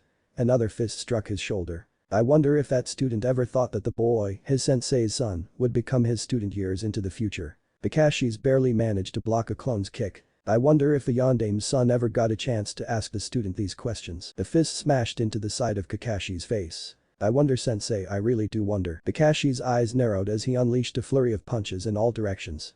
All the clones disappeared in a puff of smoke. Kakashi was left in the center of the field, panting and sweating. He quickly covered up his Sharingan. He slowly raised his head to look at the boy who was staring back at him with a sad expression. Then Naruto Kakashi stammered. His mind was in a state of chaos. I am Minato and Kushina's son, Naruto Uzumaki. Though, you already know that, don't you sensei? I know you. Kakashi rubbed his temples. His brain was working and trying to find an explanation for how Naruto knew all these things. Unfortunately, he couldn't think of any reason that made sense. He had never even come into contact with the boy until yesterday. His eyes widened when he noticed 5 new clones and the real Naruto surround him. He looked up at his student, who now wore a smile on his face. Kakashi blinked in confusion. Naruto took a deep breath. Now. Suddenly, 12 more Narutos jumped out of the forest and all rushed towards Kakashi. The copy ninja unleashed a barrage of kicks and punches in all directions as the clones jumped him. In the corner of his eye, he noticed Sasuke and Sakura come out of the brush wielding shuriken and kunai in their hands. Oh! Sakura shouted. She and Sasuke hurled their projectiles towards him. Kakashi quickly smashed his elbow into the last clone's face, dispelling it immediately with the force of the blow. He immediately grabbed the real Naruto and sidestepped to avoid the oncoming projectiles. To his surprise, all the kunai and shuriken transformed and were replaced with a dozen Narutos that flew past him. The one closest to his side reached out as it flew by. In his frazzled state, Kakashi could only watch as the clone yanked the bells from his belt and sailed past him with a triumphant smirk. Kakashi let go of the real Naruto as all the clones except the one carrying the bells disappeared in a puff of smoke. The real Naruto and the clone quickly ran over to Sasuke and Sakura, all of them wearing expressions of mirth on their faces. The clone dropped the bells into Sakura's hands and disappeared. Team 7 grinned at each other, celebrating their victory. Kakashi's eye creased. Well, how about that? Sakura stared at the 2 bells in her hands for a moment. She quickly threw the bells to the ground and crossed her arms, her 2 teammates mimicking her action. We're a team. If one of has to go hungry, then we all go hungry. Sakura smiled, her teammates nodding in agreement. Kakashi sighed. He put aside his troubling thought so he could give the verdict. He managed a small smile for his students. "You all pass," Kakashi announced. "Yes." Sakura cheered, jumping up and down in joy. "My plan worked. It really worked." "What are you talking about?" "Of course it worked." Naruto grinned, whooping excitedly. "It was genius. It worked and we passed. That's all that matters," Sasuke said, smiling coolly. "But it was a good plan." Yep. "Congratulations," Kakashi said, walking over to his team. His eye crinkled again for another smile. "At least you know how to work as a team. Welcome to the life of a ninja, kids." "So what happens now, sensei?" Sakura asked curiously, her smile not leaving her face. "We go on missions now," Kakashi answered, his eyes moving over to Naruto, who was grinning widely at his team. "Some are jobs inside the village while others will take us outside the village. Many missions could turn out to be dangerous, but I'm sure it's nothing you three won't be able to handle." "That's great and all, but instead of thinking about that, how about we all celebrate?" Naruto suggested, smiling at his teammates. "Let's go to Ichiraku's and have a celebratory ramen feast." "Oh, is there anything else you eat besides ramen?" Sasuke asked, smirking at the boy. "Not if I can help it," Naruto replied with a grin. "Let's go," Sakura said, smiling happily. The girl left the training ground, skipping towards the exit. Sasuke followed close behind with Naruto tailing after them. He would have caught up with them quicker had someone not held him back. "Naruto." The boy halted when he felt a hand on his shoulder. Naruto sighed, losing his smile as he turned around to face his sensei. He looked up at his teacher, who stared down at him with eyes full of questions. Naruto smiled softly at his sensei, whose expression was sad and desperate. Though he was usually calm and collected, Kakashi couldn't contain himself this time. He wanted to ask all the questions he had in one breath. "How did you know about my sensei? How did you know about my teammates? How did you know, Kakashi-sensei?" Naruto interrupted him, holding up his hand. "Not now. But." 6. Naruto interrupted him again, silencing the man. 6 o'clock this evening, right here. I need time to think about how I should explain everything to you. Don't be late because I'm not going to wait around for you. Got it?" "Yes," Kakashi nodded. He realized that he needed time to think too. "Right." Naruto grinned at his teacher. "See you later then." Kakashi watched as the boy ran away to join his teammates at Ichiraku's for their celebration. The copy nin groaned as he rubbed his forehead. His head hurt from all the questions he was dying to ask. Unfortunately, he'd have to be patient if he wanted to talk with Naruto at all today. Kakashi sighed as he heard his alarm clock rang for noon. Kakashi sighed again. He had 6 hours to kill. What could he do until then? "I wonder if any good bars are open at this time." Kakashi thought aloud to himself. "The bonds that do not break. I can't believe we did it." Sakura smiled, ignoring the meal in front of her in favor of gushing over their team's accomplishment and passing their sensei's test. "You've been saying that ever since we finished that stupid test," Sasuke said. He rolled his eyes at the girl despite his smile. "Give it a rest." "Sorry, but I feel so proud of myself." Sakura smiled. "You did great out there too, Sasuke-kun." "Yes, well, you were the one that came up with the plan," Sasuke replied, turning away from the girl. "You deserve most of the praise." Sakura sighed happily. Things were going perfect for her. She had passed her Jonin sensei's test, her team got along fantastically, and she was finally starting to get respect from Sasuke. If this was all some dream, she never wanted to wake up. She broke out of her happy thoughts when she noticed her other teammate didn't seem as happy about their accomplishment as she and Sasuke did. Sakura frowned, staring at her blonde teammate who sat to her left, not digging into his ramen with his usual vigor.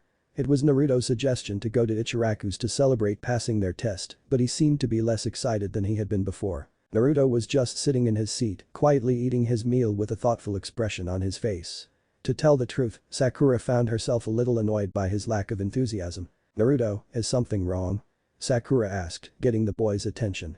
"I've just got a lot on my mind right now," Naruto replied, idly swirling his ramen around with his chopsticks. His mind was in disarray over what he had talked about to Kakashi a little while ago.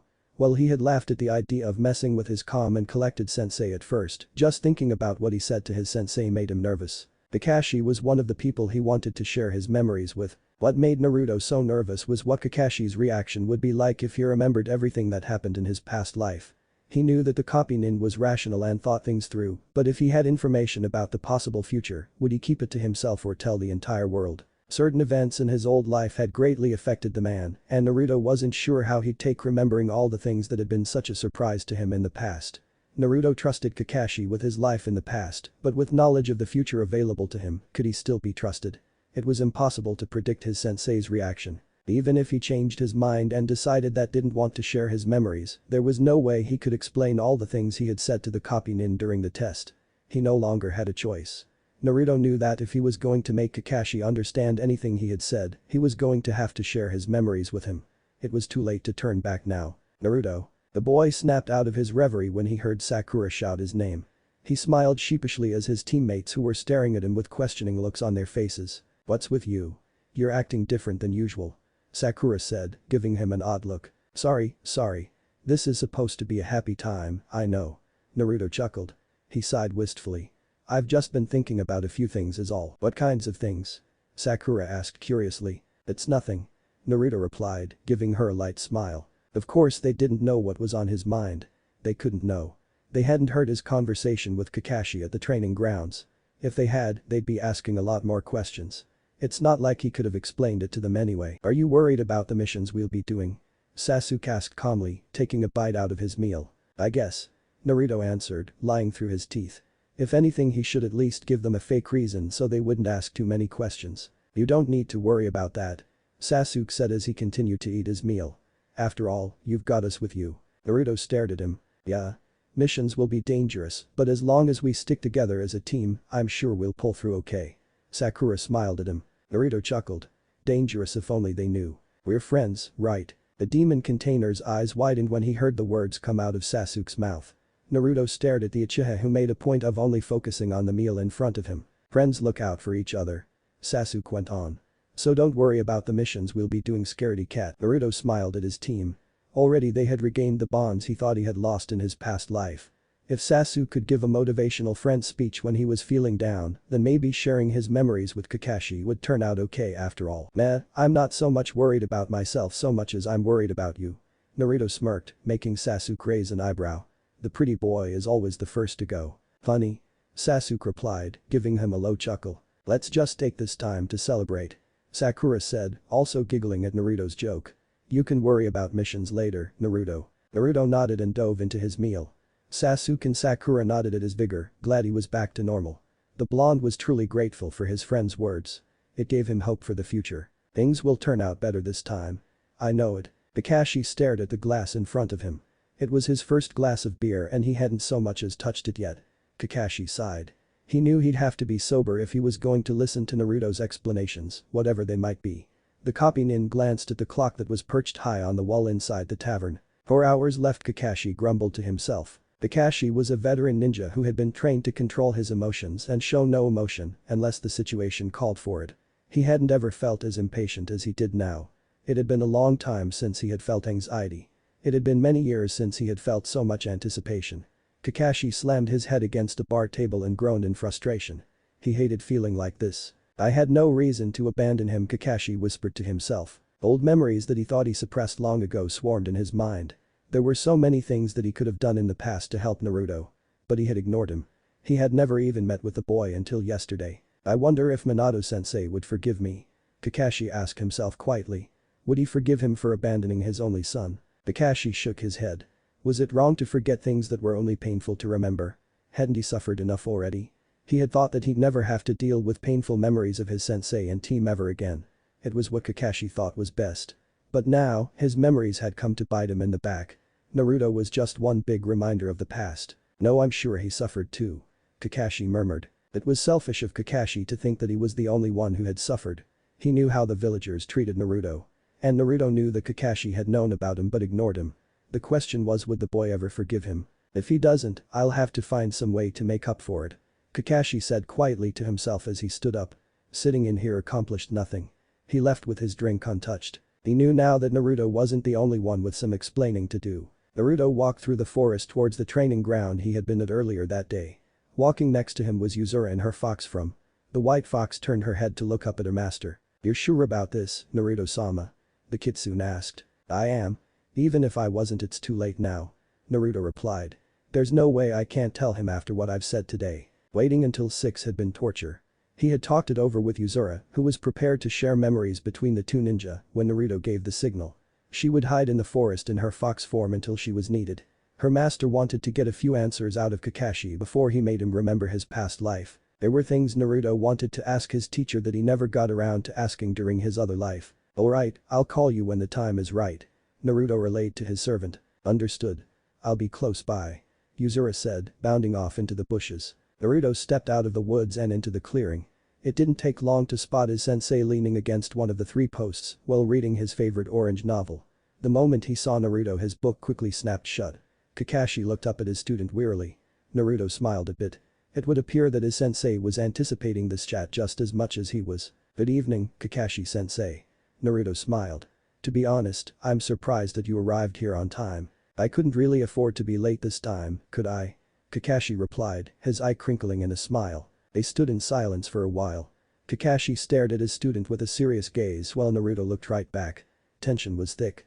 They both had questions, but neither was sure how to go about asking said questions. So how should we start this conversation?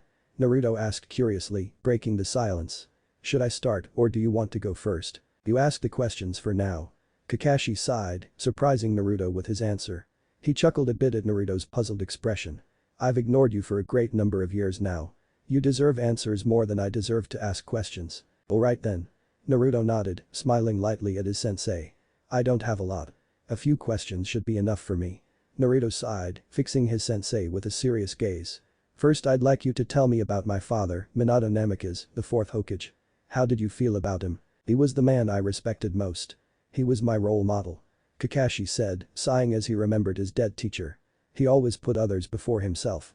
Even before he became Hokage, he was always looking out for the well-being of the village. He was what I considered to be a true ninja. I see. I never knew much about my father or my mother. Naruto sighed. You knew Kushina Uzumaki, right? Of course. Minato-sensei loved her dearly. And you knew my last name belonged to her. Naruto pointed out.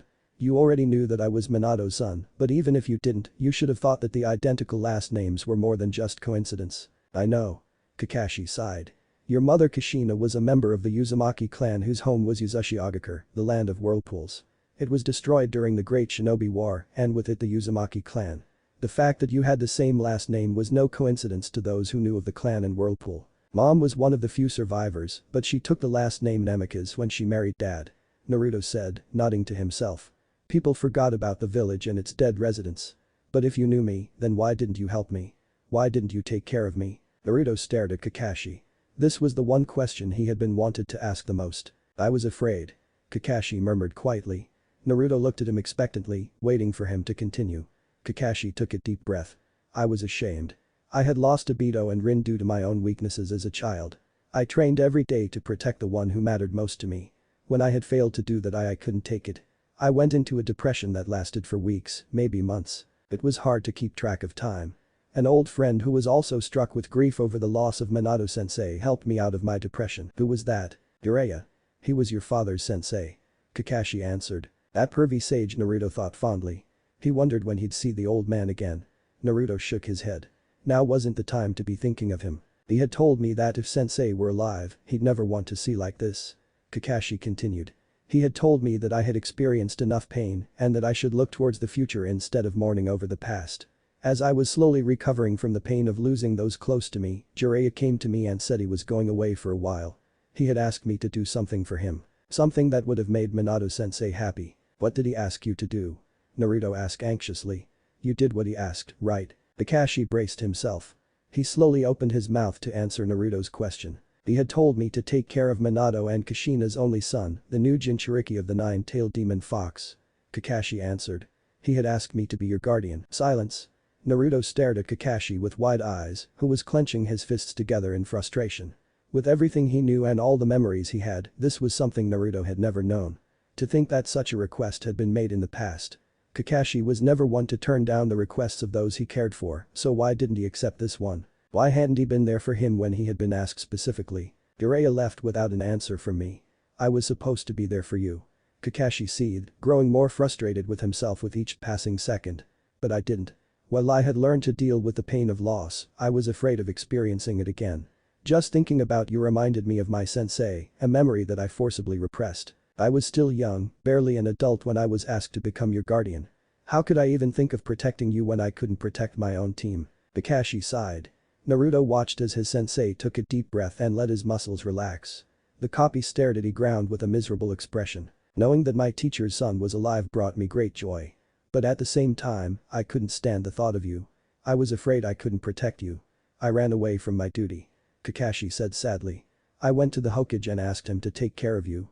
I even quit the Anbu squad and asked to become a Jonin instructor, following my sensei's footsteps. Over time I learned to suppress my painful memories to the point where I had completely forgotten about you. I hardly ever thought about my sensei's family. I just spent my days reading books, going on missions, drinking with friends, and had many teams assigned to me, all of which I failed because they didn't show enough teamwork. Your team was actually the fifth to pass my bell test. Aren't we the lucky ones, huh? Naruto smirked. Kakashi allowed himself a small chuckle. When I saw that you had been assigned to me, memories began flooding back to me. Kakashi went on. I buried them deep within my mind, hoping to forget them again. It wasn't until earlier today when you asked those questions during the test that Kakashi trailed off. Naruto just stared back at him. I was so caught up in my feelings of regret and remorse that I abandoned you. Kakashi sighed. I had even forced myself to forget that Minato even had a son. Naruto turned away from his sensei, a new question forming on his lips. Do you hate me? What his teacher did next shocked Naruto more than anything he had seen so far. Kakashi dropped down to his knees and bowed in front of the blonde, his forehead touching the earth. I have never hated you, Naruto. Kakashi said fiercely, keeping his head to the ground. I was a fool who drowned himself in self-pity. I abandoned you because of my own fears. I should have protected you. I should have been there for you. I betrayed you and Minato-sensei. Nothing I say could ever justify what I did to you, but all I can say is that I'm sorry, Naruto. I am so sorry. If Kakashi's head was raised, he would be shocked to see what kind of face Naruto had. Naruto just smiled at the copy ninja. Surprisingly, he didn't feel any anger towards his sensei. Rather than anger, he felt a new understanding and relation to his teacher. Only after living two lives could Naruto truly understand what kind of pain Kakashi had felt when the people he loved most of all died. Naruto understood his sensei even more than before. He knew what it felt like to be weak and how regret could affect a person. Stand up. It feels weird to see you bow to me, Kakashi-sensei. Naruto said, quickly jogging over to the man and forcing him to stand up. I understand if you resent me. Kakashi muttered, turning away from the boy. I'll try my best to make up for it, but I know that I don't hate you. Naruto interjected, surprising the older ninja when he grinned at him. If anything, I feel like I understand you even more than I did before. And you did before. Kakashi said, perplexed by his statement. All his questions about how he knew about Minato and his teammates suddenly came back to him. That's right, I wanted to ask how you knew those things. I'll answer all your questions. Naruto nodded, stepping away from his teacher. If I had any doubts before, I have none now. I'm prepared to share my memories with you, Kakashi-sensei. I can't do it by myself though. Share memories? Yuzura. Come here. Naruto shouted into the forest. They both waited in quiet silence for a few moments. Kakashi turned his head when the sound of rustling bushes caught his attention. A white fox suddenly bounded out of the brush and jumped in between the two of them. Kakashi was more than a bit surprised by this and had already drawn a kunai in order to slay the creature. He stopped short when a white light started to emit from the kitsune. Kakashi watched in wonder and amazement as the fox transformed before his very eyes. Naruto almost chuckled at the look on his sensei's face, remembering how surprised he had been when he saw Yuzura transform. In a matter of seconds, the white fox had disappeared and in its place stood a beautiful girl with silvery white hair wearing an orange kimono. Yuzura bowed to the Kakashi, who was at a loss for words. Pleased to meet you, Kakashi-san. I am Yuzura, Naruto-sama's servant.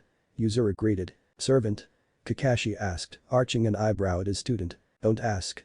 Naruto groaned, rolling his eyes. He took a deep breath and exhaled.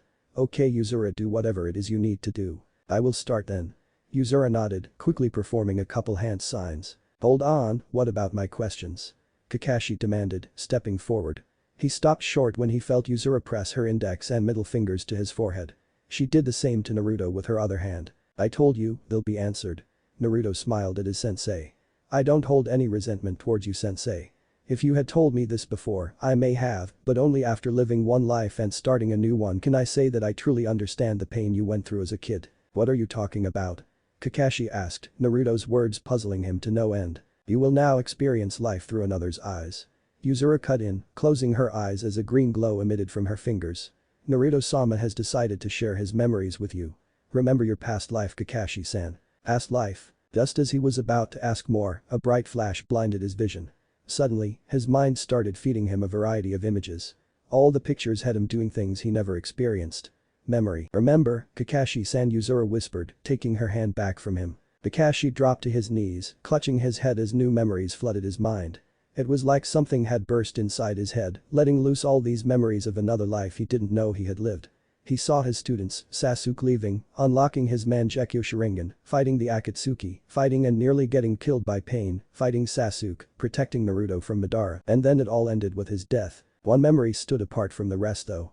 The night before they had gone to fight Madara. "Yo, Naruto. Kakashi-sensei." Naruto stopped walking as his sensei gave him a lazy wave, marking his page in his favorite novel of Icha Icha and placing it in his pocket.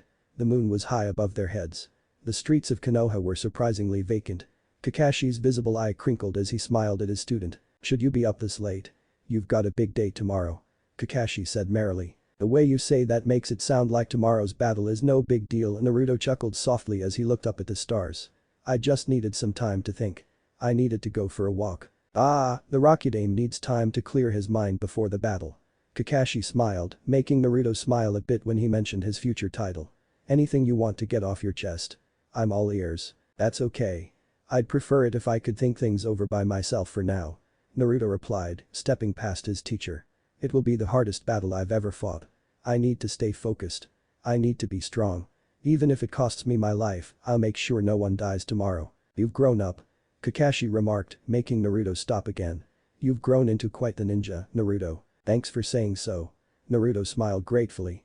"But I couldn't have gotten to where I am without my friends or your help, Kakashi-sensei." "Your father would have been proud you," Kakashi said softly. Naruto's eyes widened in shock as he turned towards his teacher. "You knew my father?" Naruto said in disbelief. "I never told you. Must have slipped my mind." Kakashi smiled lightly, turning to face his student. "Slipped your mind?" Naruto deadpanned. "And you remembered just now? I was actually your father's student." Kakashi smiled, making Naruto's jaw drop. "Why, you're kidding. Seriously, I didn't tell you?" Kakashi laughed. My, aren't I the forgetful one?" "Kakashi-sensei. Why didn't you tell me?" Naruto demanded. "If you were my dad's student, you must have been close. You must have known I was his son. Why didn't you tell me before?" "I really had forgotten." Kakashi shrugged while Naruto stared at him disbelievingly. Kakashi turned away from his student.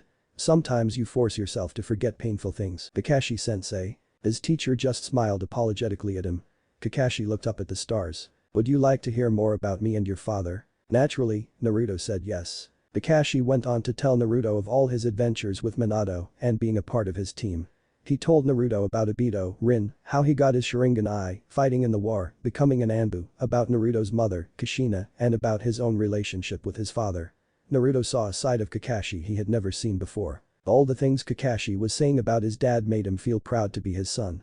All the things he was learning about Kakashi made him feel like he understood his sensei better. "Wow, my dad was a pretty great person, wasn't he?" Naruto smiled. "One of the greatest," Kakashi replied. "And now I know why you're always late to everything and how you got the Sharingan." Naruto grinned at his sensei. It turned into a sympathetic smile. It must have been hard to see him die. "Yeah." Kakashi smiled a bit in remembrance of his old teammate. "So you didn't tell me about my dad because it was too painful for you to bring up?" Naruto asked quietly. "I'm sure that's one of the reasons," Kakashi replied, surprising Naruto a bit by his answer. The copy nin let out a small chuckle. "But really, what difference would it have made if I had told you who your father was? It would have been cool to brag to people that I was the son of the fourth Hokage." Naruto grinned. Kakashi gave a low chuckle in response. Naruto frowned. "But why did you decide to bring it up now? What's the point in telling me you were my dad's student if you never bothered to mention it before?" "Obito died with regrets," Kakashi said with a small sigh. Naruto raised his eyebrows at the man. "He wished that we had more time as friends and he never got to confess his feelings to Rin. I just felt that if I died tomorrow without telling you that I knew your father, I'd regret it." "Huh?" Naruto just nodded to Kakashi's response. He honestly didn't know how else he should respond to what his sensei had said. Naruto looked up at the starry sky. "Hiro-sensei once said that when one dies, they shouldn't have any regrets. I wonder if I'll have any regrets when I die." "I certainly hope not," Kakashi said. "It's best to get things off your chest while you still have the chance. You never know when the next day is gonna be your last." "That's true," Naruto said. He smiled at his sensei. "But I'm not gonna die.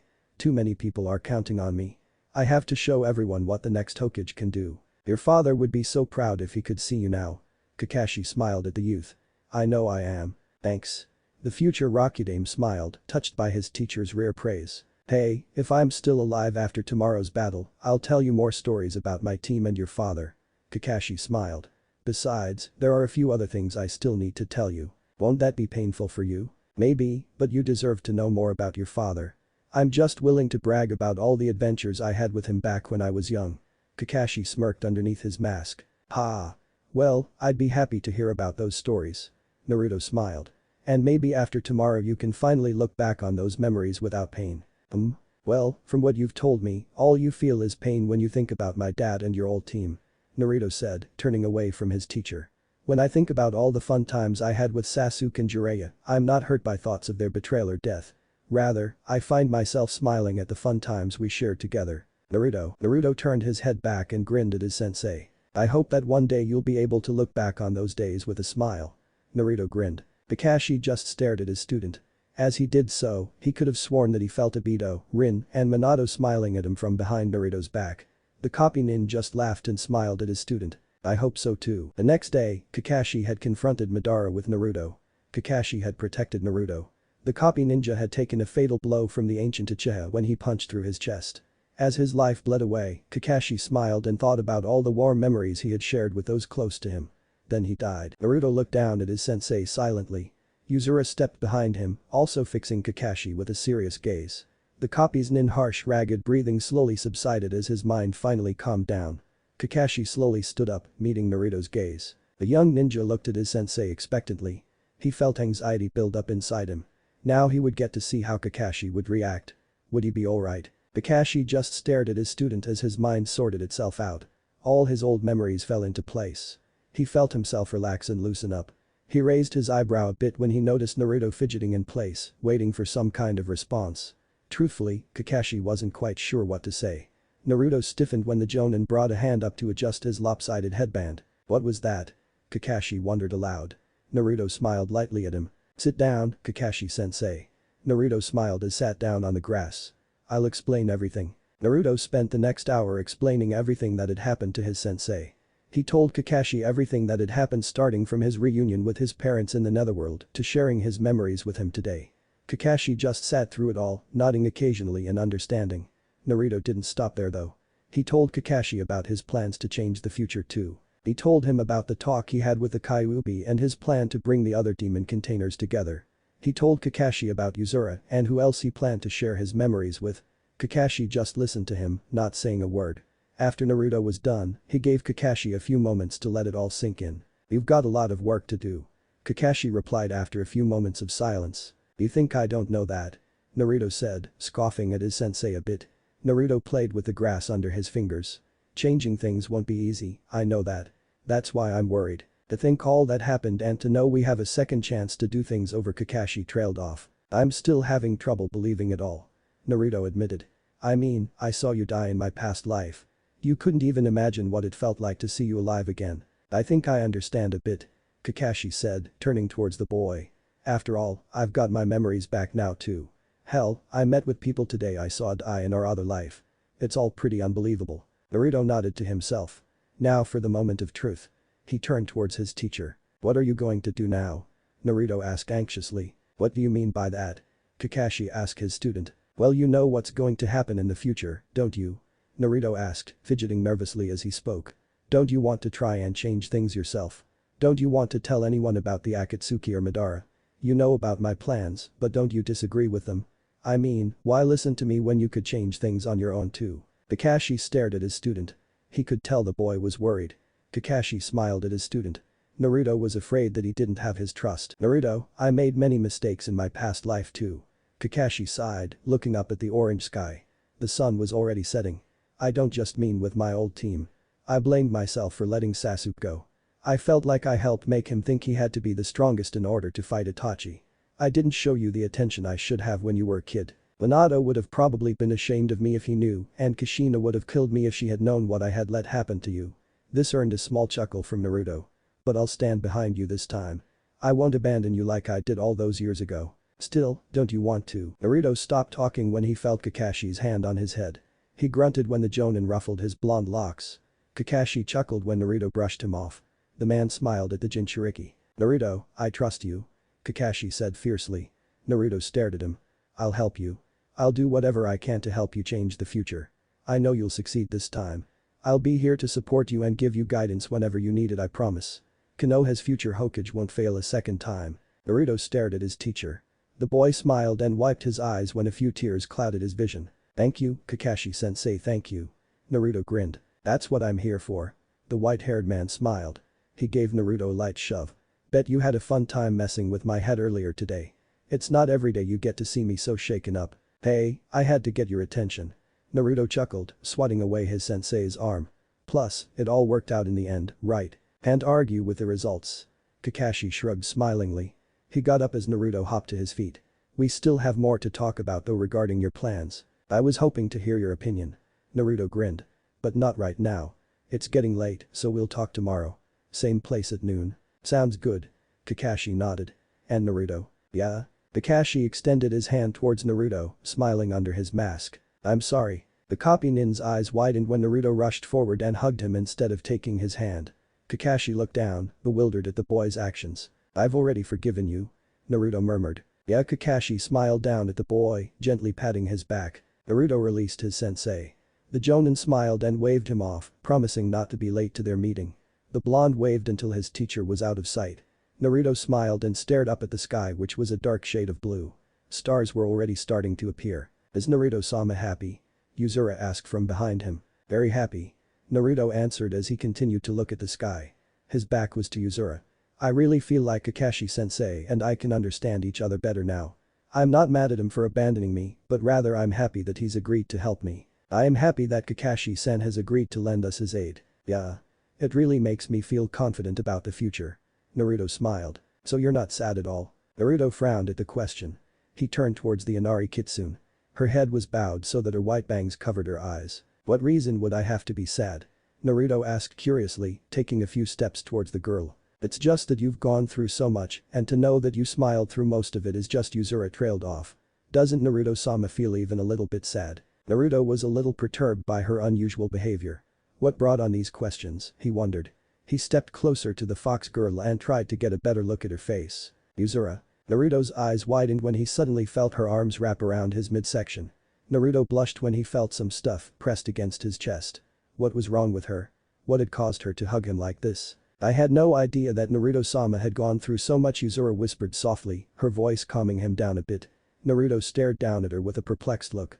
The villagers treated you so harshly, no one was there for you when you were young. No one was there to help you, no one was there to comfort you, you didn't have anyone to hug or hold you when you felt alone. Uzura, do you? Naruto whispered, his eyes wide. He suddenly understood why she was acting the way she was and saying the things she was. It just came to him. My memory sharing technique has a side effect to it. Uzura answered for him, almost like she was reading his mind. For the person's memory I'm sharing, their memories are also given to me. I saw everything. Do you also have my memories? Naruto asked quietly. Did you get Kakashi-sensei's memories too? He felt the girl shake her head against his chest. Like I said, I only gain the memories of the person who's giving his memory to someone else. I'm just amazed by Naruto-sama's strength. Uzura said softly. The things you were subjected to would have broken most people. How were you able to stand it all? Well, I'm not really sure how I was able to take all the villagers' hate for so long. Naruto replied. I never really blamed the villagers for their hate since it was really directed at the Kyuubi and not so much at me. They just needed someone to blame to forget the pain of the past. Eventually, I decided that I could be the person they admired and looked up to instead. He felt Uzura's arms tighten around him. It must have been painful for you at times. It was sometimes. Naruto admitted. He was surprised when his arms found their way around the girl. But I was confident that things could get better. I was determined to change how people looked at me. In a way, it's similar to how things are for me now. I want to change the future so that I can avoid certain things that I regretted in my past life. I'm not sad because I have people like you and Kakashi-sensei to help me. Naruto looked down at the girl, who raised her head to look at him. He was shocked to find tears lingering in the corners of her purple eyes. Naruto-sama, you have my promise that things will change for the better. I'll make it so. Uzura said fiercely, breaking away from him. I make sure that you won't have to go through any pain like that ever again. I will protect you as well as the ones you love. I never had any doubt about that. Naruto smiled at her. I'm really glad I have someone like you to help me, Uzura. The girl smiled warmly at him. Naruto grinned a bit and felt his face burn when he saw that radiant smile. Uzura bowed her head at him. Naruto-sama is a really kind master. You're a great friend. Naruto smiled, making her raise her head again. And thanks for, comforting me. I will always be here when Naruto-sama is feeling sad. Yuzuru smiled. I will do my best to make sure you are happy. Thanks. Naruto smiled at the kitsune. Shall we head home then? Not right now. Naruto shook his head at her. I think I'll go for a walk in the village. Maybe I'll hit Ichiraku's while I'm there. I feel like I need to clear my mind. Very well. Yuzuru nodded to him. I'll wait patiently for your safe return. You do that. Naruto chuckled lightly as the girl turned and disappeared into the forest. He turned around and walked down the trail that led to the village. He was really glad he had someone like Yuzuru around to help him out. And it was nice to know that someone would be there to hug him when he was feeling down this time around. Naruto walked quietly through the streets of Konoha. Only the lights from various stores and stands illuminated the area around him. The blonde took a quick glance up at the night sky and yawned. What a day. Naruto groaned to himself. He had told Yuzuru to go back to the house without him. Not only because he wanted to hit Ichiraku's before turning in for the night, but because he was still a little surprised by her actions. While he had been touched by her words, he couldn't help but think that her reaction was a little too dramatic. He had come to terms with the harsh aspects of his life long ago, and he was sure that he'd made it clear that sorrow and regret would not bring him down. Maybe it has something to do with her old life, Naruto murmured to himself. He had never inquired Yuzuru about her past life so far and was a bit surprised that he hadn't. Since when had he stopped being so curious and nosy? Still, one of the other things he had learned in the past was that if someone didn't want to talk about their past, it was better if the subject was left on its own. That doesn't mean I won't ask about it though. Hell, if she knew everything about his past, then wasn't it only fair for her to share her past with him as well? Naruto shook his head. While he acknowledged her strength, eager attitude and tactful thinking, Yuzuru was soft-spoken and seems like a delicate person. She could be hard to read at times too. Naruto's thoughts broke off from the kitsune when he noticed someone walk past him in the street. While the person's head had been bowed, the oversized white jacket and short raven hair had been a dead giveaway. Naruto pulled up his biggest grin and turned around. Hey Hinata. The Hyuga stiffened when she heard her name called. Hinata had departed from the training grounds not too long ago. She and her team had been given a test by their sensei, Yuhi Kurenai, to see whether or not they were truly ready to become ninjas. It had taken them the entire day just to pass the test. She had been musing about how disappointed her father would be with her when she told him until someone greeted her. Hinata was shocked and overjoyed when she turned around and found that it was Naruto who had greeted her. And Naruto-kun. Hinata stammered, cursing herself for her loud greeting. How are you? She internally berated herself again. Now she was being too quiet. I'm fine. Just decided to go for a walk to think about a few things. You know, clear my mind and all that. Naruto grinned at the girl. Is something troubling you? Hinata asked curiously. Not particularly. Naruto shrugged. What? A guy can't take a stroll unless something's bothering him. And no. I didn't mean. Hinata blushed, thinking she had offended him. Hey, calm down. It was just a joke. Naruto smiled at her, causing her blush to darken. Lighten up. Sorry, Hinata mumbled, bowing her head slightly. Naruto grinned at her. He felt a little bad about teasing her, but he couldn't resist. She was just so damn adorable when she was blushing. The blonde smile vanished when the memory of her death flashed in his mind. Just the thought of her dying in his arms was already starting to make him sad and angry. Naruto brushed off those emotions. She was here, in front of him, alive and breathing. Secretly, one thing he had regretted in the past was that he had never really gotten the chance to court the beautiful Hyuga. After she had confessed during the fight with Pain, everything else just sorta happened. They'd get together and talk, they held hands most of the time, shared lots of hugs, but had never gone on any dates. Hinata had been the one to initiate the relationship, and he had always hated his obliviousness towards her feelings in the past. Naruto's smile returned when he remembered a warmer, more precious memory to him. The first kiss, a night of passion, being with someone you love. Hey, Hinata, you want to go to Ichiraku's with me and get something to eat? Hinata's head shot up, her expression was a look of shock and disbelief. Naruto grinned. And now I have a second chance with her too. Come on. It's on me. Naruto smiled, grabbing her hand. His grin widened when he heard her gasp in surprised joy. Ichiraku's has the best ramen in the village. Hinata just nodded dumbly as she allowed her crush to pull her through the streets. Was this all some kind of dream? It was a wonder he had even greeted her. Since when did he start paying attention to her? And now he was taking her out to eat. Her blush intensified when she felt Naruto give her hand a light squeeze. Or was that just her imagination? She didn't know what had brought this on, but she thanked whatever gods existed for letting this happen to her. Naruto led Hinata to the ramen stand and gestured for her to sit down. He sat down next to her only after she had taken a seat. Naruto ordered 2 bowls of ramen from Tucci, who got to work right away. Kiiam gave Naruto a sly look when she saw he had brought a girl with him. Naruto just grinned at the older girl, turning his attention to Hinata while they waited for their food. So Hinata, how do you like your team? Naruto asked. They are all kind to me. Kurenai-sensei is good kind teacher. Hinata replied, blushing at the attention Naruto was giving her. Kiba and Shino were kind and patient with me as well. I'm sure we'll all get along just fine. I'm glad to hear that. Naruto smiled. A nice girl like you deserves to be treated with respect. Hinata just stared at him. Was he showing concern for her? What about you, Naruto-kun? Hinata asked, determined to keep the conversation going. She was finally spending some quality time with Naruto. She would not screw this up. Do you like your team as well? We have our differences, but we're all good friends. Naruto answered. Sakura and Sasuke are good teammates, and my sensei Kakashi is nice too. He doesn't act anything like how I expected Jonin to be, but that's what makes him an interesting sensei. What makes him different?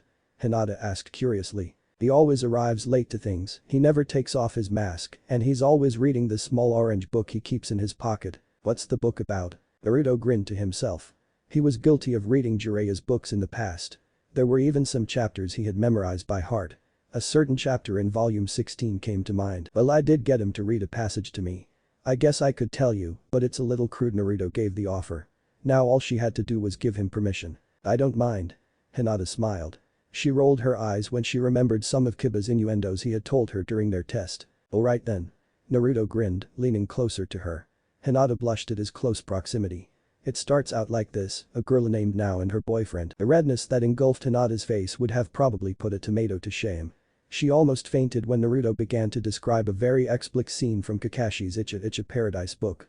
She quickly covered Naruto's mouth with both her hands when a whip and whipped cream was brought into the description. I don't need to hear any more.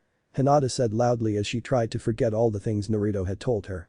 What kind of person is your sensei? Like I said, he's interesting. Naruto grinned, laughing lightly at her red face. He sure isn't what I expected a Jonin to be like. He sounds like a pervert to me. Hinata huffed, crossing her arms as she tried to reduce the heat in her face. Naruto grinned happily to himself. He was glad things were going so smoothly. Maybe he had gone a bit far by telling her about Icha, but it didn't seem like Hinata was mad at him for telling her. She had insisted on his telling her about the book, of course. Naruto smiled warmly as he looked at the blushing girl beside him. Being together with Hinata again felt great. Seeing her alive again almost made him want to cry tears of joy. Still, he couldn't help but feel a little bit impatient. Things had happened pretty quickly between them in his past life. It was partly due to their maturity and need to be together as much as possible when they weren't fighting that had helped their relationship move along so quickly. Hinata had been braver and more outspoken then. Right now, she was back to being the shy, soft-spoken Hyuga heiress who had little to no confidence in her abilities and in herself. While he planned to rectify that as soon as he could, he would have to take things slow with her now. He could tolerate that, but her longed to hold her hand in hers again. Naruto wished the walk to Ichiraku's had been longer, so he would have had an excuse to hold Hinata's hand longer.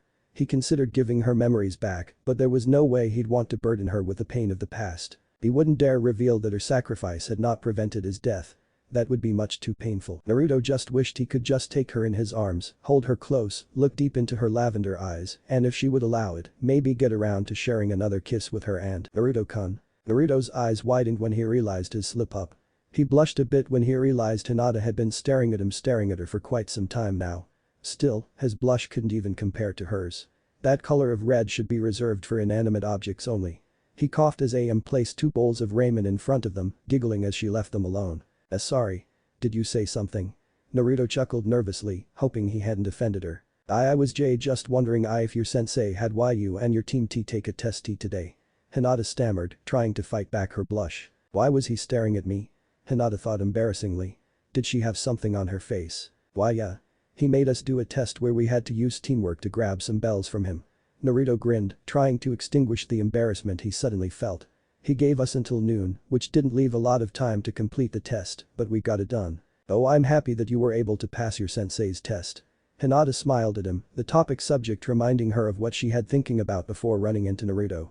The blonde raised his eyebrows when he noticed her downcast expression and slumped shoulders. We had to do something similar. Why do you sound so depressed? You passed right. Yes, we did. But the results were unsatisfactory, or at least to my father they will be. Hinata said sadly. I'm not all that strong, and I only held my team back during the test.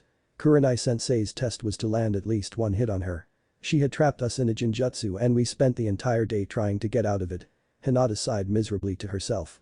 Father only expects perfection. To know that I had been deceived so easily will just disappoint him again. To others, I'm just a failure. Her being a huge disappointment to her father was nothing new, but it still didn't make the pain any less. She was a genius or perfect daughter like Niji or Hanabi. I don't think so. Hinata gasped at Naruto's words. She raised her head and blushed when she found Naruto smiling at her. Hinata, I can tell just by looking at you that you've got lots of potential. You just don't seem to have enough confidence to use it. Naruto grinned at her. You should stop worrying about what your family thinks of you. You're the kind of girl that works hard and never gives up. That's not what a failure sounds like to me. Naruto-kun, Hinata whispered softly. The things he was saying to her, she had never felt so happy. You're a great girl, Hinata. Don't let anyone tell you otherwise. Naruto smiled. And if you're afraid of failing or disappointing those around you, know that there is nothing you could ever do to disappoint me. Hinata was too surprised to feel embarrassed. No one had ever said such kind words to her before. And to think Naruto, the boy she cared about and looked up to, was saying these things made her feel so happy. Yet, since when did he act so familiar with her? Hey, Naruto-kun. Hinata spoke up, getting the boy's attention. Why did you ask me to come eat with you? Naruto raised his eyebrows at her questioningly. Inside his mind he was mentally scolding himself. He probably shouldn't have said so much. They, or at least from Hinata's perspective, had hardly talked to each other until this point. Of course she'd find it strange for him to hold her in such high regard when he had only started talking to her yesterday. But he had to show her that he cared. He would enjoy their time together to its fullest. I wanted to hang out with you. Naruto replied shortly as he took a bite out of his meal. It was best not to seem too forward at this point. What other reason could I have? But why would you want to hang out with me? Hinata pressed on. There had to be a reason he was suddenly taking an interest in her right now. Do I need a reason to hang out with you? Naruto asked, giving her an odd look. Hinata blushed.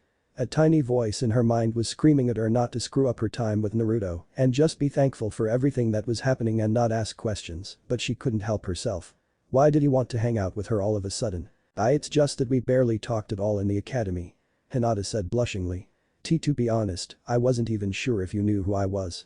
I had tried approaching you before, but you always seemed to ignore me. So why now do you? Do I bother you? No. Hinata shouted, alarmed by his question. Her mind was screaming at her to shut up, but she just kept talking. It's just that I was curious as to why. It's kind of hard to not know someone who stalked you at school. Hinata gasped. Her face was going from red to purple fast from the amount of blood rushing to her face. Naruto was smirking at her. You'd always hide behind corners or trees in the academy and spy on me. Naruto smirked, chuckling at Hinata's priceless expression. You even followed me home sometimes. It was kind of hard not to notice you. Hinata just gaped at him and looked down at her lap, at a loss for words. He knew. She had thought that she had been discreet in her observations.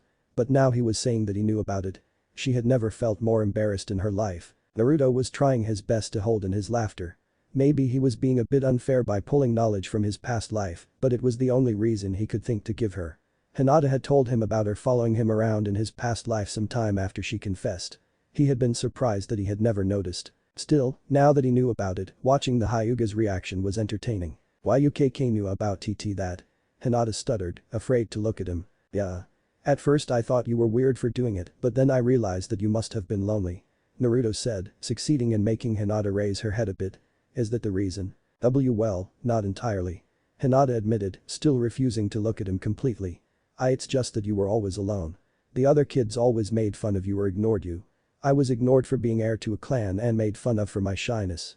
I guess I felt that you and I were similar and I just took an interest in you. I guess we do have a bit in common then. Naruto agreed, smiling a bit as he remembered his lonely days as a kid. He grinned at Hinata. Sorry. Maybe I was being too forward when I asked you out here. It's not that I am mind, was just wondering why you suddenly Hinata trailed off, still too embarrassed to speak. I want to be friends, Hinata. Naruto said, smiling when Hinata finally looked at him. I want to get to know you better. Do you want to be friends? Why yes. Hinata nodded vigorously. Good. Then let's forget about what reasons I may have had or not had about asking you to hang out with me and just enjoy our time together. Naruto grinned. He turned back to his meal which was surprisingly untouched. You still haven't touched your ramen yet. You should really try it. Best thing you'll have in your whole life. Alright, Hinata smiled, happy when she felt her blush finally recede. The two spent the rest of their time eating and making idle chit-chat with each other. Naruto succeeded in making Hinata laugh and did his best to make her comfortable. Hinata was surprised that the more time they spent together, the less she stuttered and blushed. She was certainly having more fun than she had in long time. Talking with Naruto like this was a dream come true. Hinata was a little disheartened when she finished her meal and a little amused by the pile of bowls that had suddenly appeared in front of Naruto. She wished they had more time together and was disappointed that she had to go. However, Naruto surprised her when he offered her his hand when he stepped down from his stool. "And Naruto-kun. What are you?" Hinata blushed. "What? You think I'm gonna ignore the universal rule of not letting a girl walk home alone?" Naruto grinned, making the girl blush even more. "Well, I believe you are perfectly capable of handling yourself. I think it's proper for a guy to walk a pretty girl home. Plus, I just needed an excuse to spend more time with you." Hinata smiled brightly at him as she took his hand. She was close to fainting from happiness. Naruto grinned when Hinata accepted his hand. He was glad things had gone so well with her.